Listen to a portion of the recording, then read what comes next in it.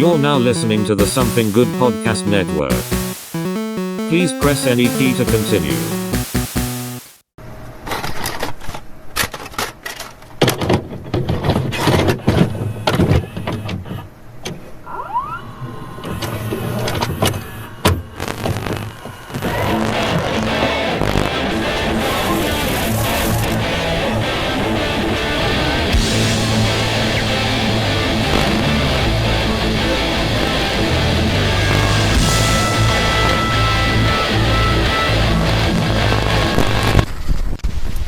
Out watching some anime. Hell yeah. Oh god. That sounds the 40s coming around the corner, ain't it? I got my Judy Fly and I got my Inuyasha ready to go.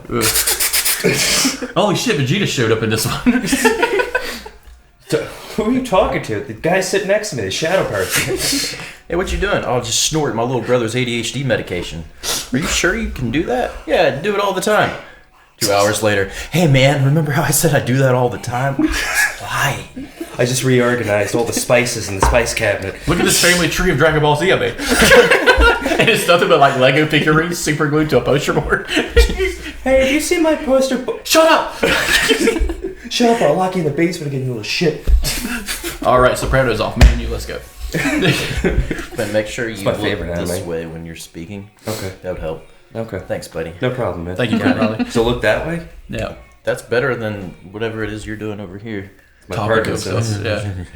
Yeah. Hello, folks. Welcome to a brand new bonus episode of the Couch Brotatos. This is Morrison. I am sans Alex today, but I got 3 guests from the show, from other shows, and an old guest from an older show that he left. Yeah, witness protection wasn't that fun. Piece of shit. But anyway, beside me I have Cristy Phillips. and across from her I have Mikey Black.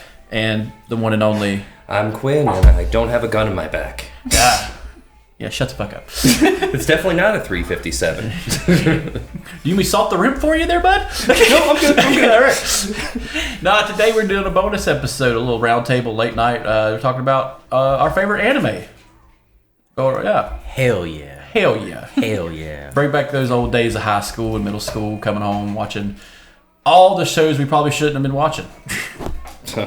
Yeah. Those are not for children. Well, they edited them. They're cartoons, well. and technically they were for They kids. don't They're now. cartoons. They don't do it now. I know that because I get fucking TikTok reels and all that shit.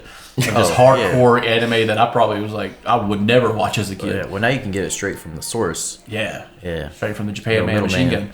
gun. Yeah. Get hit hard like it's the Sands of Iwo Jima. Jesus Christ. Oh, I missed you. 'Cause your fucking reactions to me talking is fucking horrible. Call me Basilone, because they're lighting my ass up. But yeah, so we're just talking about our favorite animes. We always talking about it on the back end, but I know me and Mikey do all the time at least, and me and Cristy as well. Mm-hmm. So what was y'all's kind of introduction to anime? Do you remember?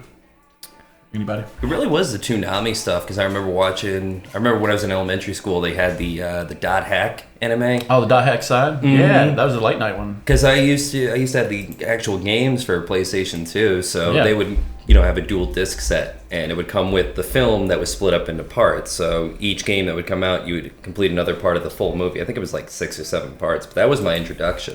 Yeah, that was one of those last generation of games that had the dual disc set, that the GameCube, because like... Oh, I remember this. Yeah, Yeah. it was a Toonami late night. Sword Art Online kind of just took Yeah. the idea of that and moved Made with it better. It didn't have it good. They kind of just did like... It was like the most hated thing on Toonami for like 6 they months. really bastardized Oh, it. shit. It was like they tried to be like Ready Player One, but just bad. Like I remember watching a video of this guy walking around like an anime con or whatever, and he's like, "What's the worst anime?" And they're like, "Sword Art Online." It's like the premise and the concept for this whole thing was really genius. Like even the gameplay for it, for the actual video game, was cool too. Because I'm pretty sure it's like a ripoff of Tron. In a way, yeah. But a good ripoff, the right ripoff. They like upload themselves into a cyber world, or Kind of like was it more of it's a- The similar Dot Hack to Sign was like that a lot, but they got stuck. yeah. Gotcha. And, Kind of like the Digimon movie. Yeah. and when when it you stuck would in there. die in the game, it would be the equivalent of like having a seizure in real life. So nobody was dying, but they would be catatonic. Right. just fucking your shit up. It's that old like Matrix, old school, because it came out around the same time. It's that old school, like that first generation of like being part of a grid. Your consciousness is uploaded, but it also has like a Nightmare on Elm Street feel. If you die in the dream, you die in the real world. And there's like there's a whole mystery going on where they have these they kind of remind me of the Heartless from like Kingdom Hearts, but it's like these shades that kill a lot of the players, and they're trying to track down who's responsible for it. But those things, when the player gets killed, is what's causing the kept on. Like Reavers or some shit like that. Yeah, something like that. And shadow creatures that show up. And I hate when they do that in stories. Like, it's like, what's this dark figure? Oh, it's a Reaver or Shadow Being. And it's like, just stop ripping each other off. Stop Just fucking get to the point. Stop pulling a J.K. Rowling and ripping people off, you fucking piece of shit. Oh, there's so many words to choose from, guys. Listen, Dementor's been taken long since. Yeah, God forbid she make an actual word and not just take one and rip it in half and say it. That's what it is. Diagon Alley. It's like the people who do like D&D. It's like, oh, this is my bag of holding. You're basically saying the word and the definition. That's the title of your. Are you just not smart? Because I know you read at a second grade level. This is my sword of stabbing and my ass of kicking. My dagger of dagging. My shovel of digging. Shoveling. I saw a reel of an anime today, and it was this fucking like adventure character, and it's one of the reels are like 30 seconds long, and it's this woman with a sword, and she's approaching this dude in a suit, and he's casually just been like, hey, those two people you killed were my buddies, and he's describing like these two monster characters, and they show like a flashback of her killing like two demon orcs or whatever, and like defending herself. He's like, yeah, that's not cool. And she's like, what the fuck are you? She pulls out a sword. She's going to fucking kill him. And he pulls out like a little knife and just stabs her in the neck. And I'm just like, that's anime now? Because like he killed her immediately. I'm like, Jesus Christ. This is like a terror.com have you ever seen snuff video. Have you ever seen Elven Lied? That's a really good anime. That one is like, it kind of reminds me of a lot of the horror ones, but it's like, they're mutants, but they're supernatural. Like the opening scene is a girl literally just going fucking ham on this facility, just slicing people in half, but you're not seeing what's killing them at first. Then all of a sudden you come to find out she's a supernatural being that kind of operates like fucking Nemesis. Were they made in a lab or were they found like that? I don't remember. I think they were found like that. Found them like that. And they tried to genetically engineer. Yeah. And then the genetically engineered one was the bad guy. Yep, and she was the one that got out and was slaughtering everybody. There we go. And what was your intro to anime? Or what was your first go-to when you were a kid? Probably Pokemon, I guess. Hell yeah. Just by default. The original 151? Yeah. Back when it was worth a damn. Right. Back when Clinton was president. You got 30 minutes baby, to drink your chocolate milk, eat your cereal, watch Pokemon before the bus shows up, and then go to school and like, what the fuck was that? That was awesome. Oh shit, they got cards? Yeah. They got books, they got cards, they got merchandise. And then the kickball knocks you in the back of the head and brings you back to reality. Now there's 200,000 of the motherfuckers running around. Pretty much. You can't tell which one's a fridge and which one's a fucking Pokemon. Shit. What are you? I'm a pile of trash. Garbage. Rubbish. That's it. Trash and rubbish. What about you, Cristy? What was your first one? Mine would be Sailor Moon. Oh, the old and classic one. Yes. And I didn't know about the show at first until all my friends told me about it. And a bunch of my friends, a bunch of my friends were drawing it. Oh shit! At school. Just hardcore hentai. And it's just smut. No, what they were doing is they would draw the characters, but they would swap out their uniforms. Because they were like, well, this particular one should have a different uniform, we think. This is Sailor Mars with a dominatrix. Oh shit! So it was kind of like Sailor Mars. First, why is she yellow? Fan type of thing. Like it was like a fandom sort of thing. Like they were doing their own renditions of. That's cool. So they're like, you don't know about this show? You have to know about this show. I'm like, I don't know anything about what you guys are talking about. You're just yelling at me about this. Yeah, they're like, you have to watch this. This is amazing. The golden age of being hyped about something before somebody ruins it on YouTube. Yeah, dude, seriously. What a time to be alive. Hey, you know what's really cool? Beast Wars, man. That Beast Wars was trash. It's like, what? I fucking love Beast Wars, you little motherfuckers. It's like, this is why I shouldn't watch the internet. Yeah. You have no idea what that grade 8 went through, motherfucker. I still feel bad for that episode where that other being comes down and yeah. you know which one I'm talking about, where it has the humanistic features. Oh, the sad. Yeah, the fucking sad. disturbing sad one. Beast Wars is one of those, like, it's not even, I would say it's animated, like a CGI show, but it was one of those ones that's like, hey, let's put like an eagle and a wolf together and make it a transformer. Perfect. Fuck it, right not. what else you got? I got a scorpion with a cobra tail. It's like, that's metal as fuck. It's like he's just looking at Judas Priest album covers. Yeah, we need more cocaine. British Steel, motherfucker. God. No, mine was Dragon Ball. That was my first go-to because I saw that first before any of them, and it was actually on UPN when I first saw it. If for those who don't remember what UPN was, that's what Paramount was, the United Paramount Network. Huh. Yeah, that's what UPN stood for. Damn. As opposed that and Living Color. What are the two shows? Oh yeah, I forgot about That's a good one. Yeah, UPN would be found on the TV around WGN, WB before it got super big, and PBS.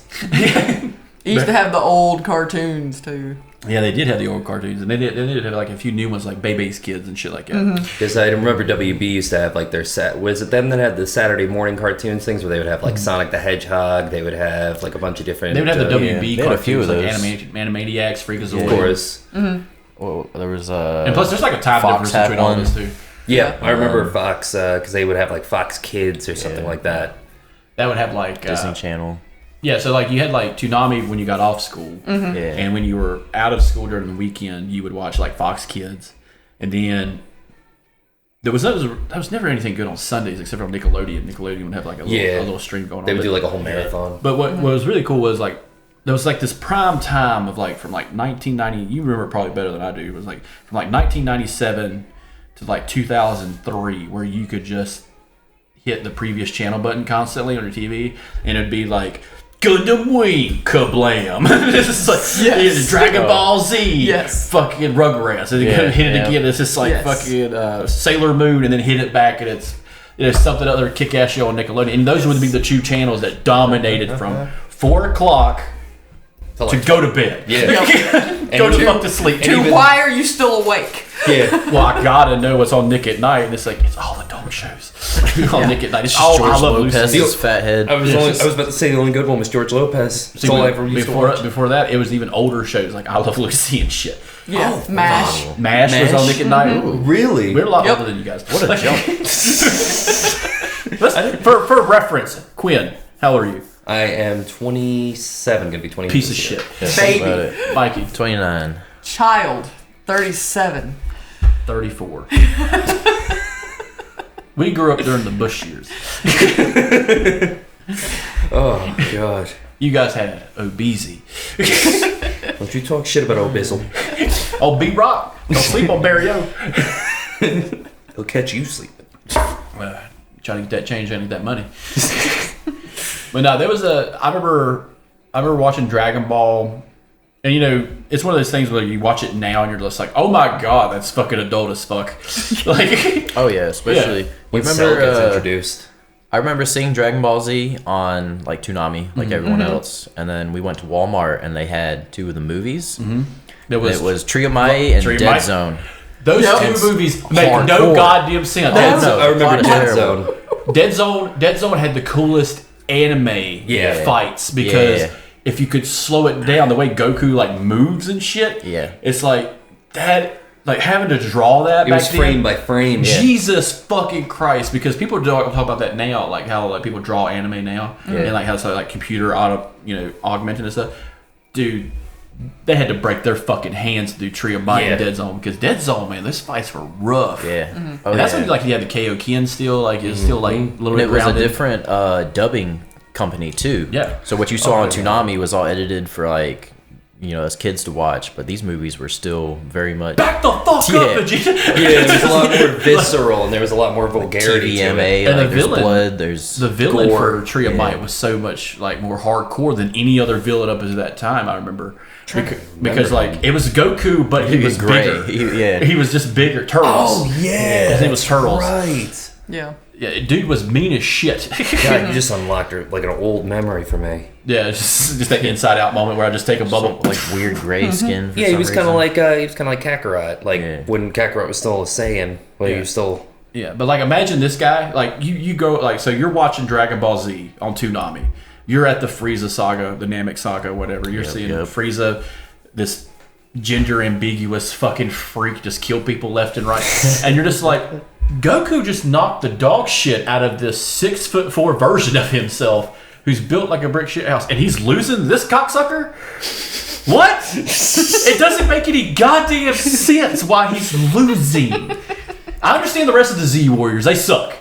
All right, it's like watching like the greatest football player play on a fucking high school team, and he's just like, "Why aren't you keeping up, you piece of shit?" Yeah, my back hurts from carrying this team. Why did Goku lose all the time? Because 40 of his buddies just died on the fucking field just by being spectators. How many times did Yamcha bite it before someone realized you're off the goddamn team? You're off the squad. I will give Yamcha props though. I think about off piece of shit. I think about the scene where he's stuck in that gravity chamber and he has to hit the switch, so he's having to push against like 20 times his own weight to cut it off. Meanwhile, Vegeta's like pussy and spits on him and smacks him in the face. Pussy. No accomplishment. And he doubles it. He doesn't even turn it off. He just starts at the 40. Just like his spine snaps. Sorry, we'll bring him back. But like it kind of goes to like how anime's told. It's like, so you have like your first year anime. Sailor Moon is perfect, for example, for this, and Dragon Ball Z, because like you have Sailor Moon and her friends, color coded, just like the Power Rangers and Ronin Warriors, and every other fucking show like that. At that Gundam time. Wing. Gundam Wing. Yep. So they have their first year. All right, they're fighting the big bad, and then by the second year, they are so overpowered. The pendulum has swung so fucking hard. Sailor Moon could have looked at her old enemy, or Goku could have looked at the old enemy and it's been like snapped his fucking neck right in front of his family. And like no one would have batted a fucking eye. It's like, oh no, this is a new generation. It's like, no, something happened. The 3 days after they defeated the villain, where they just like P90X and did steroids, and like this is never happening again. They level max. They finally beat the game and they're going back and fighting all the other it's like enemies. Sailor Moon smacking one of them. Mars, do it. Snort this shit. Let's go. Get back in the game. Get back to the fucking game, bitch. And they kind of start carrying weapons and shit. All I think about is One Punch Man. It's just like his character is constantly so plain just bored. Jane. So bored and so tired because it's like I haven't had a challenge in God knows how long because everybody I fight, I fucking kill him. That is the best anime to watch if you've never seen anime. It really is. Yeah. It's One a Punch very, Man very is good perfect. introduction. I had a student last semester, and he was so into anime, and that was his favorite in the whole world. And he was telling me all about it, and it was just the most important thing in the whole world to him. And he goes, "Do you watch anime, Miss Phillips?" Yeah, I do. He goes, "What's your favorite?" I said, "Sailor Moon." And he goes, "I've heard of this show. I haven't watched it though." Girls.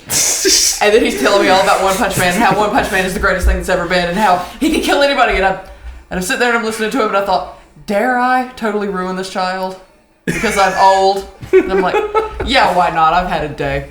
And I look at him and I go, One Punch Man is not the greatest in the whole world, and he can be defeated. He goes, no, God can't even defeat him. I said, Sailor Moon could kill him with the power of love and friendship. And he's looked at me, and his jaw dropped, and he ended up leaving the room without talking to me that day, and he came back like 2 days later, and he said, I looked it up on the internet. It's not true. I said, I bet it is. How much you want to bet? Look it up. And it just turns into this fictional UFC fight. And I'm just like, oh my god. This Sunday, pay-per-view, Sailor Moon versus this bald bitch. Oh shit, son. But like, what I liked about One Punch Man was, because it had been so long since I had seen an anime, like truly just sat down and watched one, that I watched the whole first season immediately. And I'm just like, Jesus Christ, this is fucking hilarious. It is. This random dude who is just walking and talking, and he is obliterating everything. Omega level villains that you've seen. Great artwork, great like villain like creation, and he's just like, boom, gone. It's just like, it took me 30 weeks to make that, and he's like, I destroyed it in one punch. It's like the comedy and the art style, reminiscent of like One Piece in a way, but it's not as, how can I say, cheesy at least for me. I wasn't a huge One Piece It's very guy. relatable because his biggest problems throughout the day is like, he's like, I Gotta make it to the market before the sale ends. Yeah, it's normal shit. And like something happens that gets in his way, and he's like, "Fuck it." It's like a perfect example of that. There was a character that was like so overpowered that showed up, and he's kicking the fuck out of everybody. Yeah, he's like a little ninja. He looks like a ninja, basically. Yeah. Anyway, he's like, this bald motherfucker. Who is he? And he just like tries to like speed attack this motherfucker, and One Punch Man is just sitting there. Sayama, I think his name is, right? And he's just sitting there, and he's like, "You're in my way." And just like throws that motherfucker halfway across the world. And he's like, "What the fuck was that?" And it's just like, dude, he's trying to buy oranges. Back the fuck up. It's like a Kafka story, but if like the fucking main character is just OP as fuck. Like, I'm just trying to speak to the mayor of the town. You've killed half the fucking town to meet him while everybody keeps getting in the way. There's a pothole here, and he's like, he destroyed an 80-foot tall lizard man just so he can get to the fucking council and been like, there's a pothole in front of my house. He's really bugging the shit out of me. He's the Ron Swanson of anime. Dude, for real, it's like if Ron Swanson had that ability, shit would get done.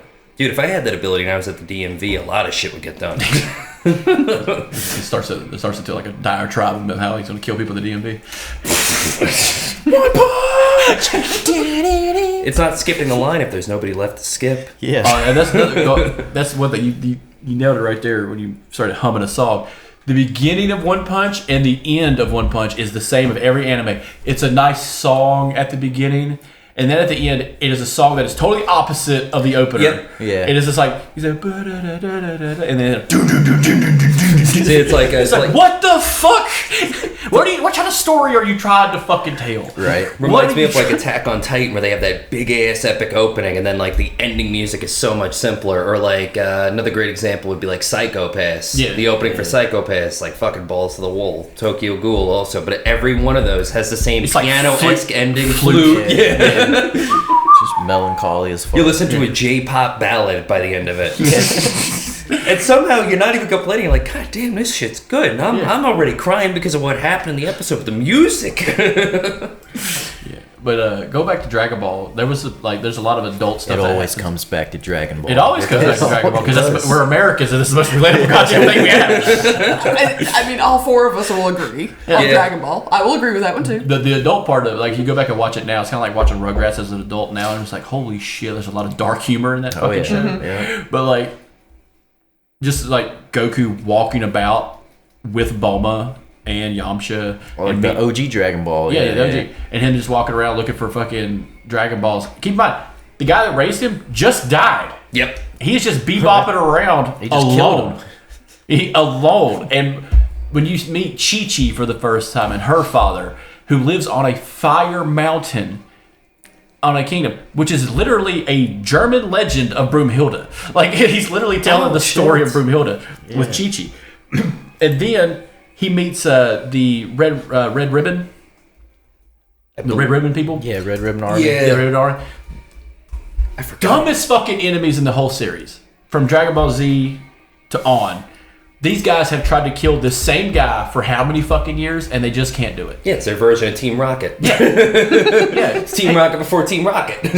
Hey guys, you know that one teenager that's been bebopping around fucking Kanto with Yeah, we're gonna with kill a that Pikachu? fucking guy. Yeah, he's kicking our ass every fucking day. That little Pikachu is a WMD. We need to kill that fucking thing. And I He's love catching that- everything. He's catching everything too. Like, that's the fucked up part. Like, if you watch Pokemon, this motherfucker is so OP. He is catching every goddamn Pokemon and making them a level 100 immediately.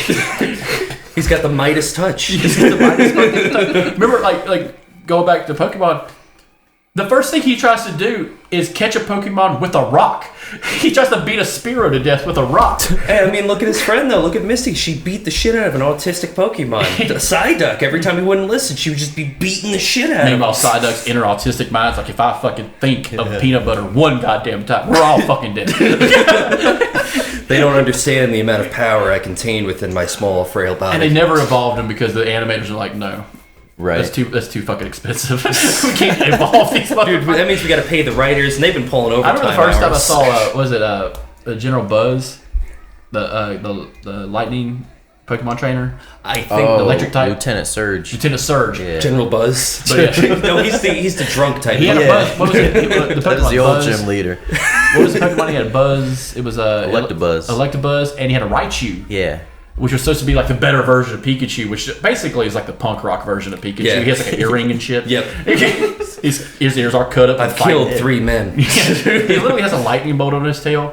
But the whole time, Ash, throughout the whole series, never evolves Pikachu. Never. Nope. Yeah. Never, because it's too expensive. It's too expensive to make him 3 times the size. I feel like if you were to interview the people that were in charge of like all the art direction, they're going, we were checking under desks to make sure nobody was sleeping there and staying overnight for the overtime. I remember noticing the thing like, because in 4th grade, that's when Pokemon was big for me. Because someone had the book and it had all the Pokemon in it. Yeah. Yeah. And The it had field to- guide. Yeah, and it was a field guide, and I looked at it like, because the field guide was simple. You had Pikachu and its evolved. You had Charizard and its evolved forms, and it was very simple and in order. When you look at the dimensions of the characters, Pikachu is supposed to be like 2.5 feet tall, right? Compared to Ash, who's probably like 5'5". Raichu is like 4 feet tall and weighs 4 times as much. So imagine trying to draw like fun-loving Ash with someone who's about his same size, but it's a giant electric mouse who is murdering shit and saying, "Raichu, motherfucker!"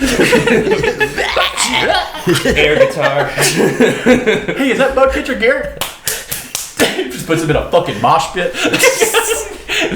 Oh, Kicks his ass, puts his number in his phone. Chris's Pokemon Call is me better. if you're more. this is Pokemon, but hire me. Not my version is just extreme. Did you guys watch Digimon? Fuck yeah, I did. I watched the would movie. I never watched the series. I only watched the movie. The movie was The good. mom, movie was good. The mom in Digimon in the movie is super fucking calm about the world ending. Oh yeah. And like the whole time she's like, "You guys want some soup?" And it's She like, reminded me of Mom, John. we are in the desert. We're fucking dying. We have lost people. At that time when I saw Jesus. it, I around the same time I saw that movie, I had already watched Better Off Dead, and I couldn't help but draw parallels to yeah. John Cusack's mom in that, where Yeah. she's just totally fucking oblivious and calm. You want some bread? You want a grilled cheese? French bread. Yeah, the whole time. That's all I could think about. Was just, oh, the fucking world's coming to an end. Buildings are collapsing. I think that's one of my favorite tropes across all anime, though. It's just the clueless dipshit parents. Yes. That are just Yes. like so out of it. You got like Bleach. He's just I was fighting just about to demons bring and that shit. up. Yeah. Yeah. And his parents are like, "Hey, what's going on? Hey, what's happening? What's happening, son? Can you go to the store?" Yeah. Just casually. Well, like Ash is an abandoned child, pretty much. He's like, "You're 13. Here's a living gun.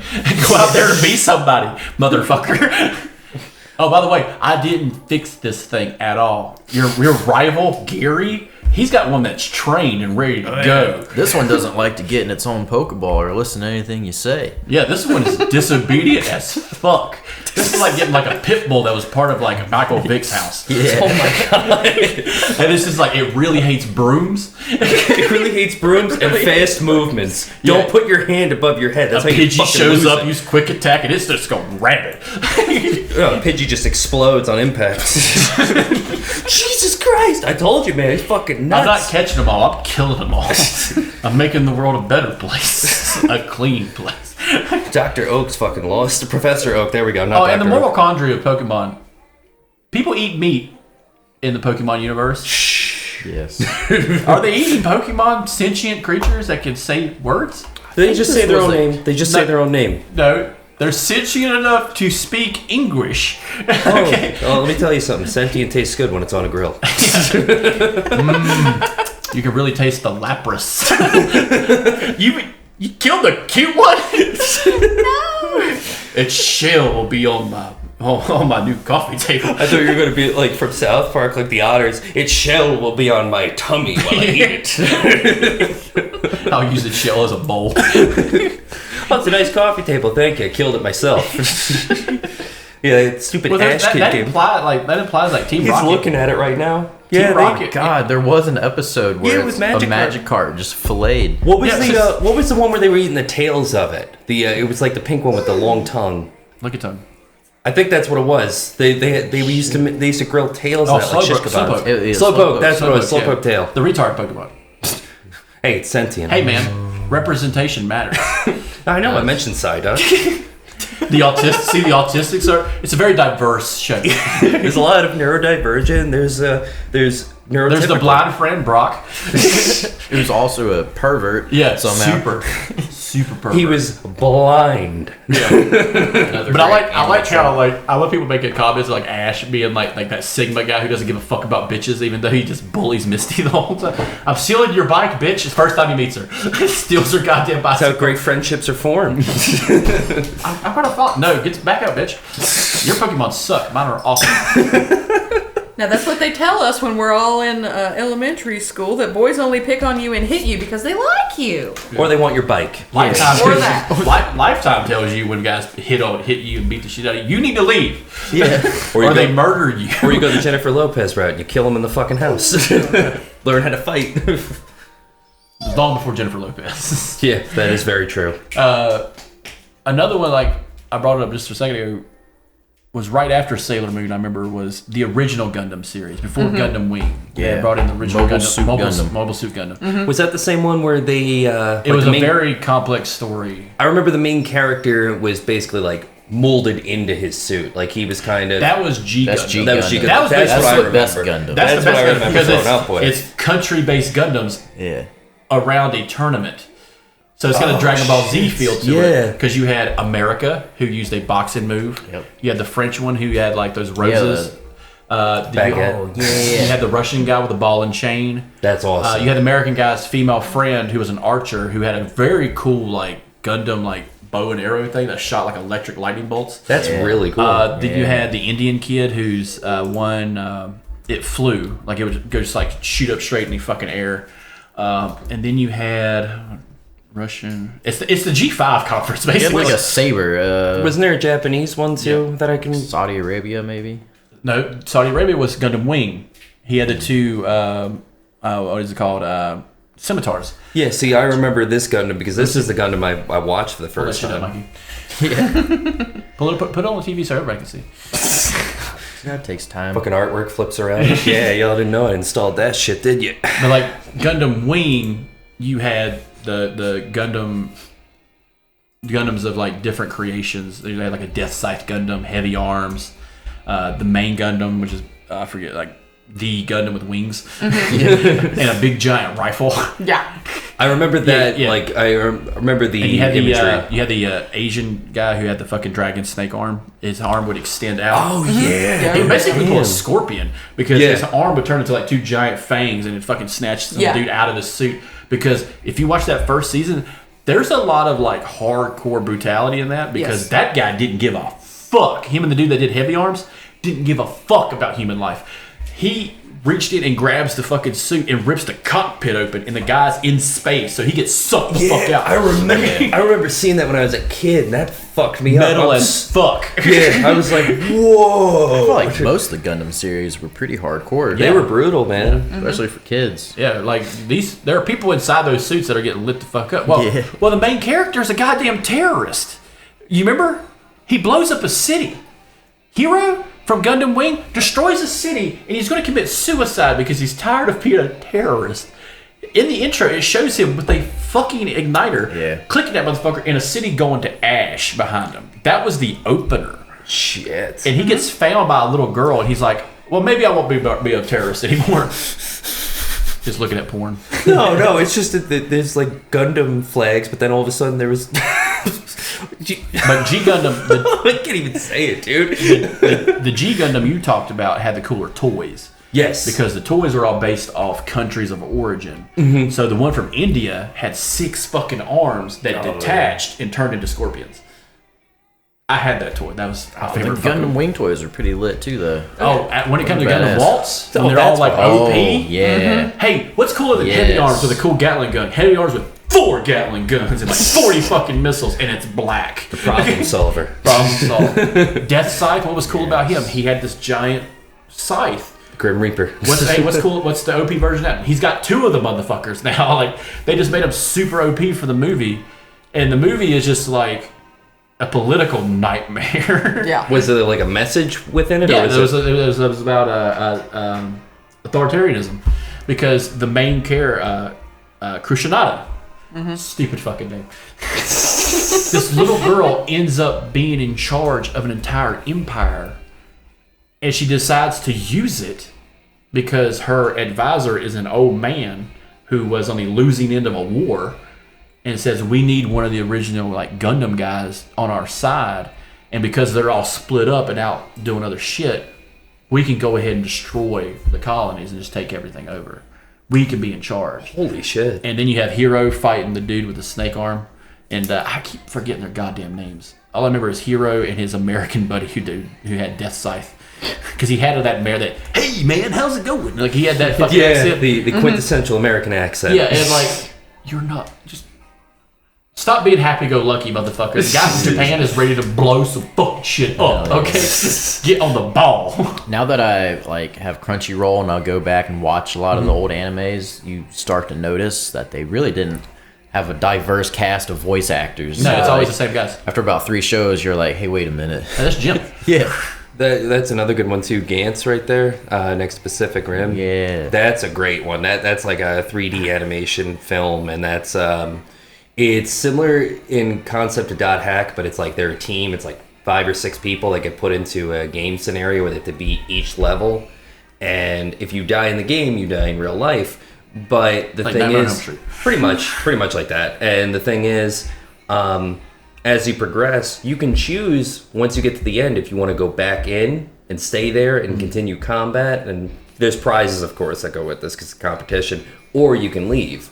So, like each game that changes, the enemies get stronger, the enemies change, and then the enemies can sometimes be deceptive. That was honestly like a really, really good movie. It kind of reminded me of the Final Fantasy movies that came out back, Advent Children. There we go.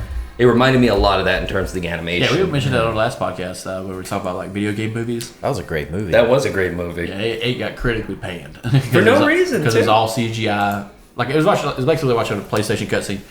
Basically, yeah. Because I remember that one. Shit, that's basically like Metal Gear Solid. I mean, that's just a movie that you get to play. Yeah. There were like a handful of like really adult ones on Toonami.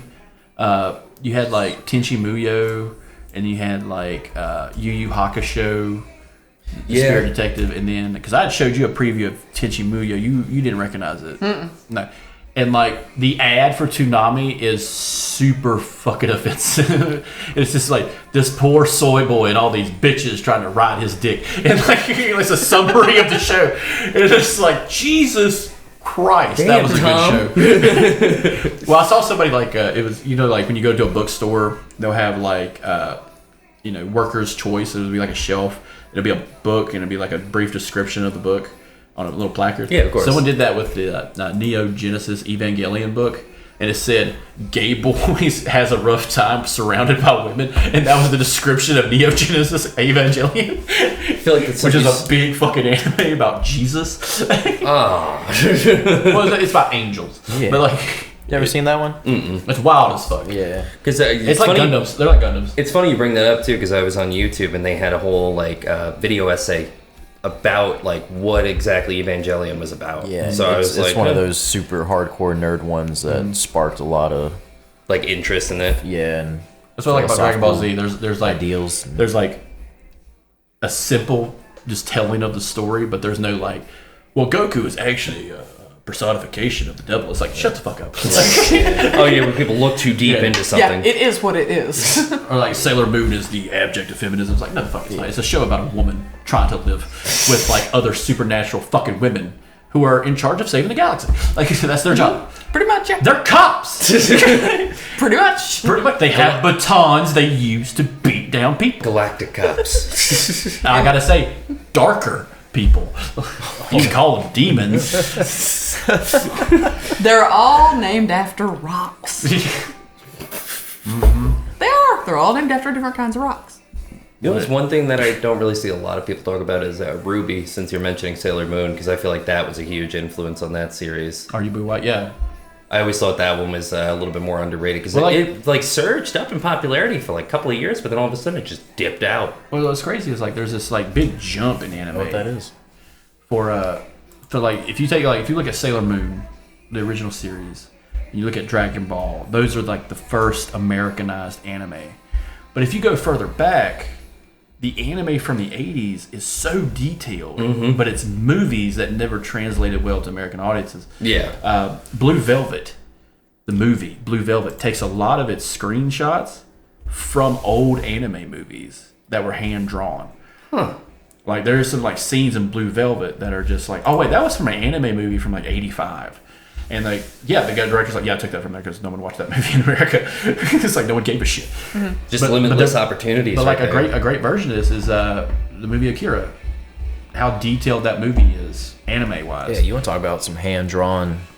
And you know what's crazy is like you can go on YouTube. 60 Minutes covered that. No shit. Yeah. 60 Minutes covered. I think it's Morley Safer. He's like, these guys, and he's showing the artist doing panel by panel work, and he's like, this guy's one job is to put lights in the cityscape, and he's like putting lights in, flipping the page, and putting ones in, and looking back at the page, making sure he's putting it in the right spot, and then doing an effect of a light going out.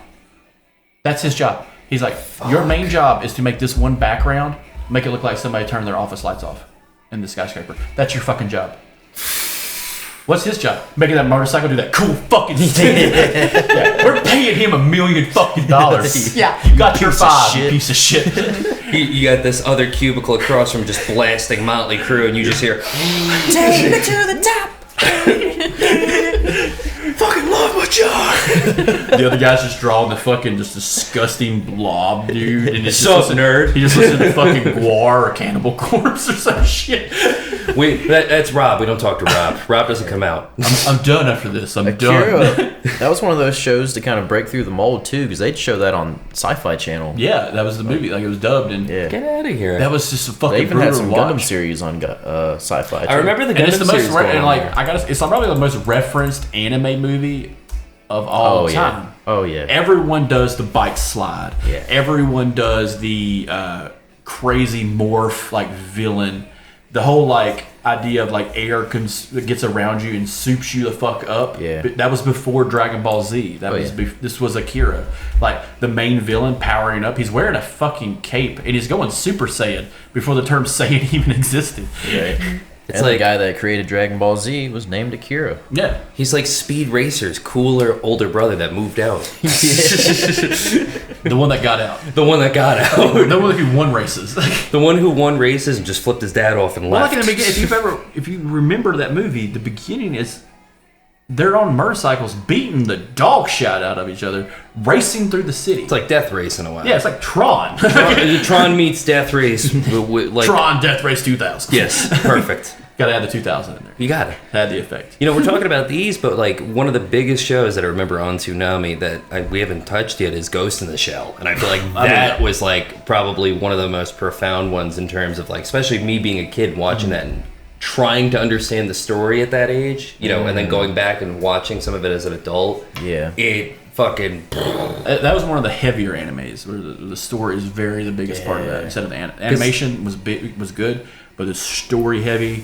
And you really had to pay attention. Because it covers a lot of stuff. It covers, like, you know, cybernetics. It covers, like, transhumanism. It covers authoritarianism. It kind of reminded me in ways of, like, shared themes in, like, Metal Gear Solid, where you have artificial intelligence actually running shit. You have people that are caught in the middle. It was, like, taking aspects of, like, Blade Runner and then just all different detective films, but then there would be a couple episodes where it would just be a straight up like gun battle for And most like of when it. you're watching Ghost in the Shell, Toonami, and you're like, wow, that was really deep. And then you watch this Quentin Tarantino cowboy bebop bullshit. Yeah, and it's just like, what's this? Bow, motherfucker, that's what it is. You need It's that like, balance. holy shit, this is Quentin Tarantino animated. That's all cowboy bebop was. For It was real. fucking hardcore jazz Yep. music, like coked out jazz music in the beginning, and then just guys in a spaceship being cowboys. It's so coked out, you even hear the guy taking the line before playing the trumpet. Before Ghost in the Shell was always Full Metal Alchemist. Yep. I never got into That's a that hell of one. a lineup. That was a hell of a lineup. Now that I'm thinking about that, yeah. No, this line up. So I remember getting out of school, walking my ass home, 3:30 to 4 o'clock. Toonami's just about to kick on. 4 o'clock hits. The lineup was Dragon Ball Z, Sailor Moon, Reboot. Yep. Y'all don't know about Reboot. Old. We're dying. We're dying. Old Yusuke. I'm pushing 40 in a wheelbarrow. Oh, God. And then after that, it was your older animes, or no, not really older animes, your other heavier ones like Yu Yu Hakusho. Rurouni Kenshin. Rurouni Kenshin was late night, 9:30. Rurouni Kenshin would come on. Oh, the Batosa. I remember Reboot. Yeah. Oh, Tony J was playing one of the main bad they're guys so in this. cute. Look at them. Look at the kids. Look at the little kids. Like, look at them. They don't even remember the first recession. What? They don't remember the house market crash. Look at them. They got bright eyes. They're still full of hope. The bad thing is, I do remember. My They're dad just was now in real buying estate. guns. They're just now buying guns. Buying. We're making them. Like those kids in the Philippines. This one fell off a truck. And fell into my pocket. Ain't America great? I couldn't tell you what the fuck that show was about, but I remember Which one? I remember Tony J being in it because I used to play. Reboot? Yeah. Reboot was the thing where everybody lived in the computer and the game cubes would drop. And then they would Incoming have to go game. into a game and play the game. Yeah. There's the Evil Dead references throughout. It's like evil Mario Party. Yeah, no, so like you talked about Dot Hack Side. Before Dot Hack Side, there was Reboot. Oh no. Before Dot Hack Side, there was Reboot. No shit. And like, yeah, that's Tony J's character right there. You had sprites. You had an evil character named Megabyte. Yeah, that was Tony J's, Yeah. the giant robot-looking dude that was just like You solid had black an and original green. character named Bob, B-O-B, which back in the day, if you had an older computer, B-O-B was the quick key setting for quick actions on a computer. So they just called him that. Everybody's like, oh, his name's Robert. No, his name's Bob, as in a computer quick key program in DOS. And like, it's an old reference. Like, you have to look that shit up. And he had this thing on his arm, this gauntlet. You remember the gauntlet he had? Called Glitch. And he could fuck the game over by activating it so they would live in the, like, survive the game. The user would come in and play the game. And it would be elaborate, like a racing game or a horror game or something like that. And they just got to survive. But when the game ended and whoever didn't survive when the game left. When the game left, they either died or got... Then sometimes they would reference the internet and there'd be an online game and you'd meet characters from other mainframes who would piggyback into theirs and get stuck. Because that's what happens at the end of the show, the original run of the show. Bob gets stuck in a game, the game unloads, and he goes with it. He goes into the internet and gets stuck, riding the web. That's what they said, surfing the web. And then the two other characters, the kids. Yeah. I am free. Why am I in a blogger verse?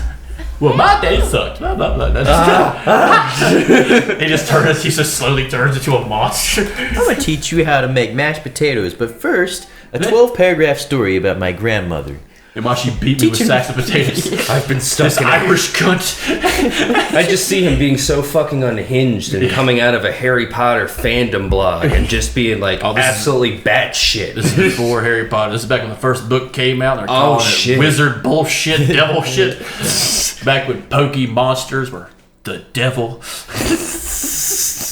But no, Reboot was a fascinating one. That was one of those ones that when like CGI effects were really pushed. Yeah. Like Toy Story was out, and that was like just a movie. Right. But now they're trying to do it episode by episode. Was Reboot Japanese or was it American? It was American. Animated. We had our 3D one on Toonami was it Code Lyoko? Did you guys ever watch that one? Oh, Code yeah. Lyoko. I forgot about Code Lyoko. That was toward the end. That was our time. Yeah, that was toward the end. That was a really good series. That's when everything went downhill. I used to not watch it, and then I That was finally back caught when an episode. that was back when like George Bush said, "Nah, we don't need interest rates," and like really fucked the economy in the ass. Yeah, Dick Cheney was still president. Goddamn right. I think it was when he got his second heart around that time. She shot the guy No, for I that remember one. Code too. Lyoko, and I remember you remember the Metabots when they got Yeah. real heavy into like. Yeah, that's on my list. Yes, yeah, I saw you write your list. But like that was back when like Toonami during that time got really into robots. Like they'd get into these kicks, like you would have your Ghost in the Shell, Inuyasha, Samurai Champloo at the end at night. Yeah. And those are for people who got off work. Yeah. People who actually had to work for a fucking living. But the kids, they got, their Metabots, Gundam and stuff like that. But something with substance and, style a little bit was toward the end. Yeah. That's when you get like Yu Yu Hakusho, which was a really good one. One Piece and stuff came up a little bit later near the end. Speaking about stuff with substance and Metalbots, how about Beyblade? Oh man, The greatest anime of all time. So the So toy. much anger. This is when You they went gave me back to the so toy much driven. anger. This is back when it was toy driven. Yeah. So like, a long time ago, even before I us. hate you. I hate you so much for bringing that up. But like, oh, the retards are screaming over there. Oh god, he's trying to eat them. You can't eat it. It's small pieces, Robbie. Put it down. Dragoon. Just play fucking Yu-Gi-Oh like a normal kid. Well, You know he can't read, right? that goes back to That's the transportation. That's the hey. Don't talk about my potential job. That's my joke. God damn it, that's my joke. He propositioned me. If I could read and write, God damn it. He didn't say read and write. He said read write. It was one word. One word. He later asked me for a box of Bojangles and a case of Cheerwine to bring on. Like, that Bojangles tastes like shit, and that Cheerwine's gonna be hotter than hell. Yeah, it's fine. It's fine. It's fine. I just want that sweet Bojangle taste. But no, that goes back to like the toy-driven era of anime. Mm-hmm. So now no longer it's Toonami. Yu-Gi-Oh was on Fox. Yep. Yeah. Fox Kids. And then you had Beyblade and you had WB, and they started doing some anime stuff with like Jackie Chan Adventures and shit like that, which is technically an anime. What a great show. And technically, even some people went as far as to say the Men in Black animated series was an anime too. Yeah, the way it was styled. Yeah, fast-moving cartoons with adult substance. Yeah, that's anime. It's all right. I'm still in the category of people that still classifies the Boondocks as a form of anime. It is. The figured, Boondock. We were talking about that on the way up. Yeah, we were. About the theme song and fucking. We were listening to Killer Mike on the way up here.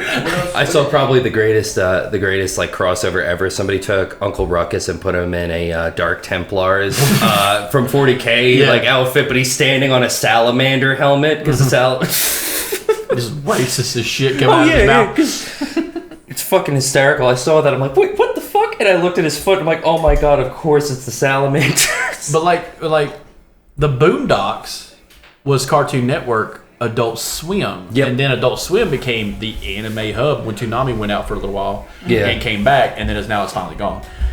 But Adult Swim has now just taken over the anime. Which it was weird when Toonami came back, because I don't really remember a lot of the shows that were on that like cycle when they disappeared and came back. And then, because like I'm trying...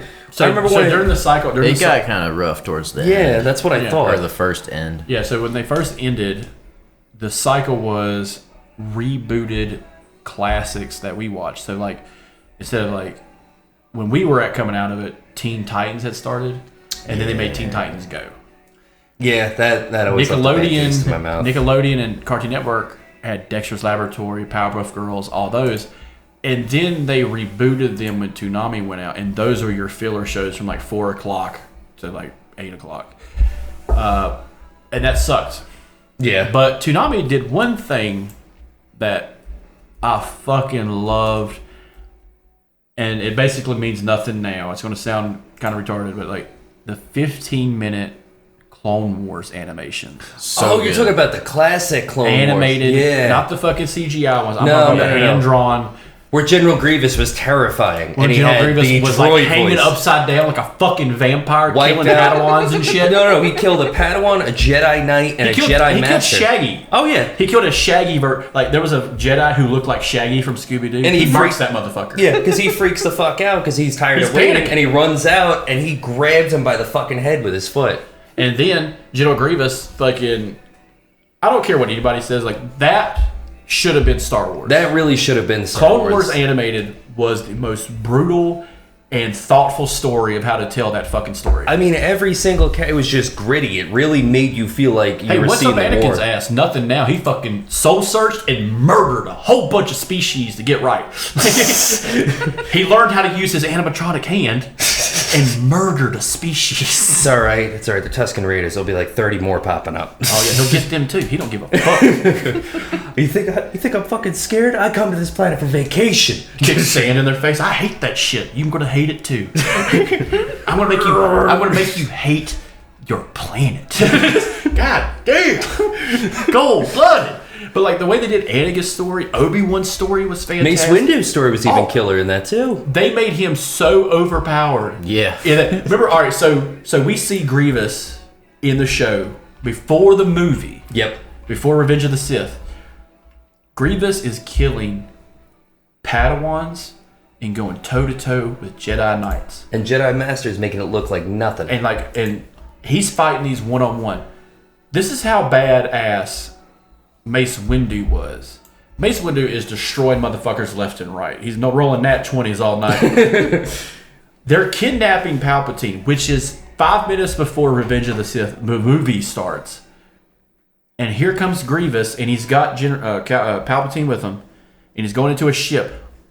Mace Windu sees this motherfucker across the field of battle. Sees him. Grievous realizes no stop, pulls out all 4 arms. He knows immediately to go full on the offensive because this motherfucker is going to be the hardest thing I've ever fought in my life. And Mace Windu just like punk and just crushes his chest with the force and destroys his lungs, and that's why Grievous coughs like a bitch throughout the whole fucking movie. It's like, because Mace Windu's like, pussy, take your robot ass out of my goddamn face. And he's like 100 yards down range. Can you imagine, like, that's like watching Johnny Knoxville get speared by Jared Allen in Jackass 2. Oh my God, Sam Jackson just gave that guy asthma. You remember in Jackass 2 where they're doing the football thing? And it's Jared Allen from the Vikings, #1 defensive back. And he's just like, hey, Jared Allen, next time try not to hit me with your purse. He's shit talking at NFL All-Star. I remember that. And he's like, I got you. Johnny Knoxville goes out for a pass, wham, and his soul left the body. That's what it was like watching Clone Wars when those guys went super overpowered. I was surprised they had Yoda just like strangle the fuck out of a My droid. favorite scene was I cannot remember his name, but he was like another mercenary working for the CIS, and he was that dude that was just in a solid black suit, rode a speeder bike, but he was kind of doing like Had a spear? Yeah, and then so, he mutated. Yeah, so they brought him back. Did they really? They've brought him back into the whole Star Wars story in the games. Do you remember? He's a bounty hunter. Yeah, I remember that. I remember he's a bounty hunter. They mentioned his name. Anyway, but he was fucking tough. But that was that time of like anime where it was like really fucking cool, and then it related to something that wasn't anime. A fucking Star Wars movie. Yeah. And they was like CartoonNetwork.com had the game for it. Yep. Where you could just left, right, and the speeder bike one. Oh, the speeder bike one too. Yeah. But that was also like a big incorporation because that's when they phased out stuff like Sailor Moon and Dragon Ball. By then, they had phased out all the older animes. Yeah. And then they started just like shotgunning different ones that lasted like 3-4 months, and it was just like then gone forever. Fox was the only one that kind of kept theirs going, and the WB. Yeah. Because WB kind of syndicated Pokemon by that point. Fox had Digimon, I believe. Yeah, Fox and Disney. It was always back and forth between the two for some reason. I think what really kind of helped keep Cartoon Network alive in terms of their anime stuff was putting Naruto on there too. Yeah, I feel like that's really what set the trajectory for him. It was like it was like. It was good. I mean, guess that was our generation. Yeah, that would be our generation because One Piece came out around that same time too. It's garbage. It's fucking garbage. It ain't that bad. It's just Dragon Ball Z with ninjas. Yeah, I remember less explosions. All it is. There's not as many explosions. You turned me on to The Last Airbender. Yeah, everyone should watch that. Yeah, and I made the mistake of watching 2 episodes that were the end of both series, and like this shit goes hard. Goddamn! Like this dude is doing the Earth, Wind, and Fire dance, trying to keep this little bald kid from kicking his ass and rocking his shit. And I'm like, damn, this little bald motherfucker ain't playing. And then, like, in my mind, I'm like, oh, he can bend the elements. That's pretty cool. I just suck the air out of his lungs. And then I watched the end of the other series. I was like, oh, they can do that. Oh, fuck yeah, bro. They almost got banned from Nickelodeon for that shit. Yep. It was, what was the second? Korra? Legend of Korra. Legend of Korra. She's like the 3rd season of Legend of Korra. She's like the new Avatar. Yeah. Because they reincarnate. Next cycle. Yeah. Some but Hindi shit. Pretty much, yeah. It's a combination of like 3 different religions. Yeah, I always but, thought that was cool. But all the styles they fight are like actual martial arts yeah, styles. different kung fu styles and Yeah, and They like put a lot of research in developing that show. because it was a mix of all just to different have him beat the cultures. shit out of a guy that sold cabbages or something. No, not my watermelons. Oh, they're doing a live action that's coming out next month. Oh man, I hope it's as And- good as the M. Night Shyamalan one. Hopefully, Shut, one can only shut hope. the fuck up.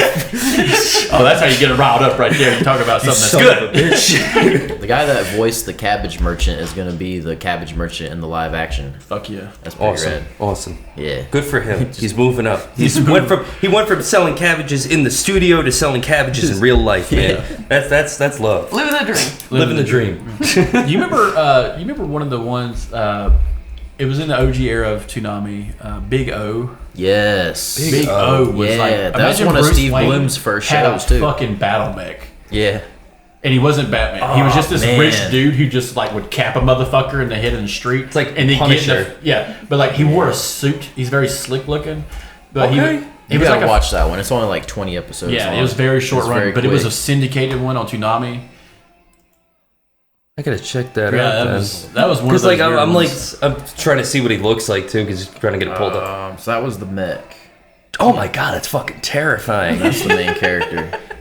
And he was voiced by Steve Bloom, so the same guy that did Cowboy Bebop. Yep. He was Okay, Wolverine. 'cause in the art X-Men style Because it would come on the animated. same time as Cowboy Bebop. Yeah.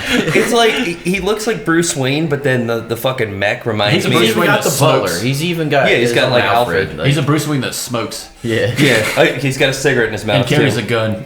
The mech reminds me of like one of the first renditions of the Big Daddies from Bioshock, like the one that you play as in the Yeah, second. so the cool thing about his thing was he would grab another battle mech by the face, and that whole thing on the back end of his shoulder is actually a turret gun, like a giant like mortar gun, and it would slam down, and the whole fucking thing would just come out of his hand, and it's like.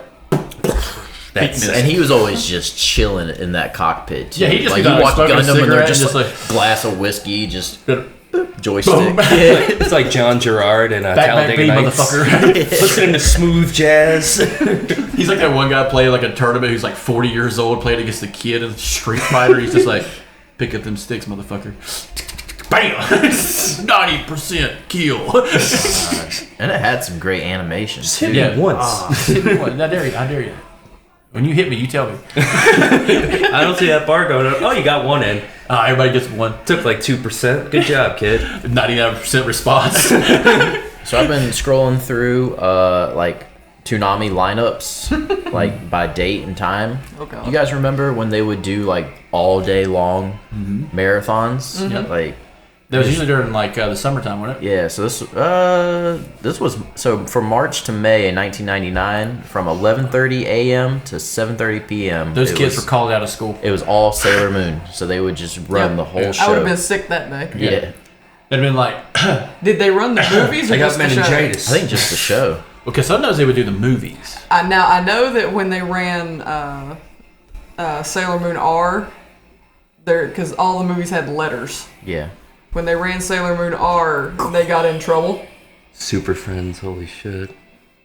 I'm sorry, he's going through the list of stuff. No, you're good. started When they scrolling. ran Sailor Moon R, they got in trouble because there's a scene at the end Uh-oh. where she's only wearing ribbons, I remember. strategically placed ribbons. Technicality, fuck off. Oh, God. That's fucking fantastic. That's one thing. That's another anime trope. Just borderline nudity. Yeah, well, that's popular now. Now they don't give What a does shit. this little cat Digimon digivolve into? A half-naked angel. Yeah, Angel Woman. Yeah. Wait. What's its name? Angel Woman. wait. There's a dude too. Yep. What's his name? Angel Man. Angel Man. What do you think? Let me see what this. Oh my God! Yeah, that is just a.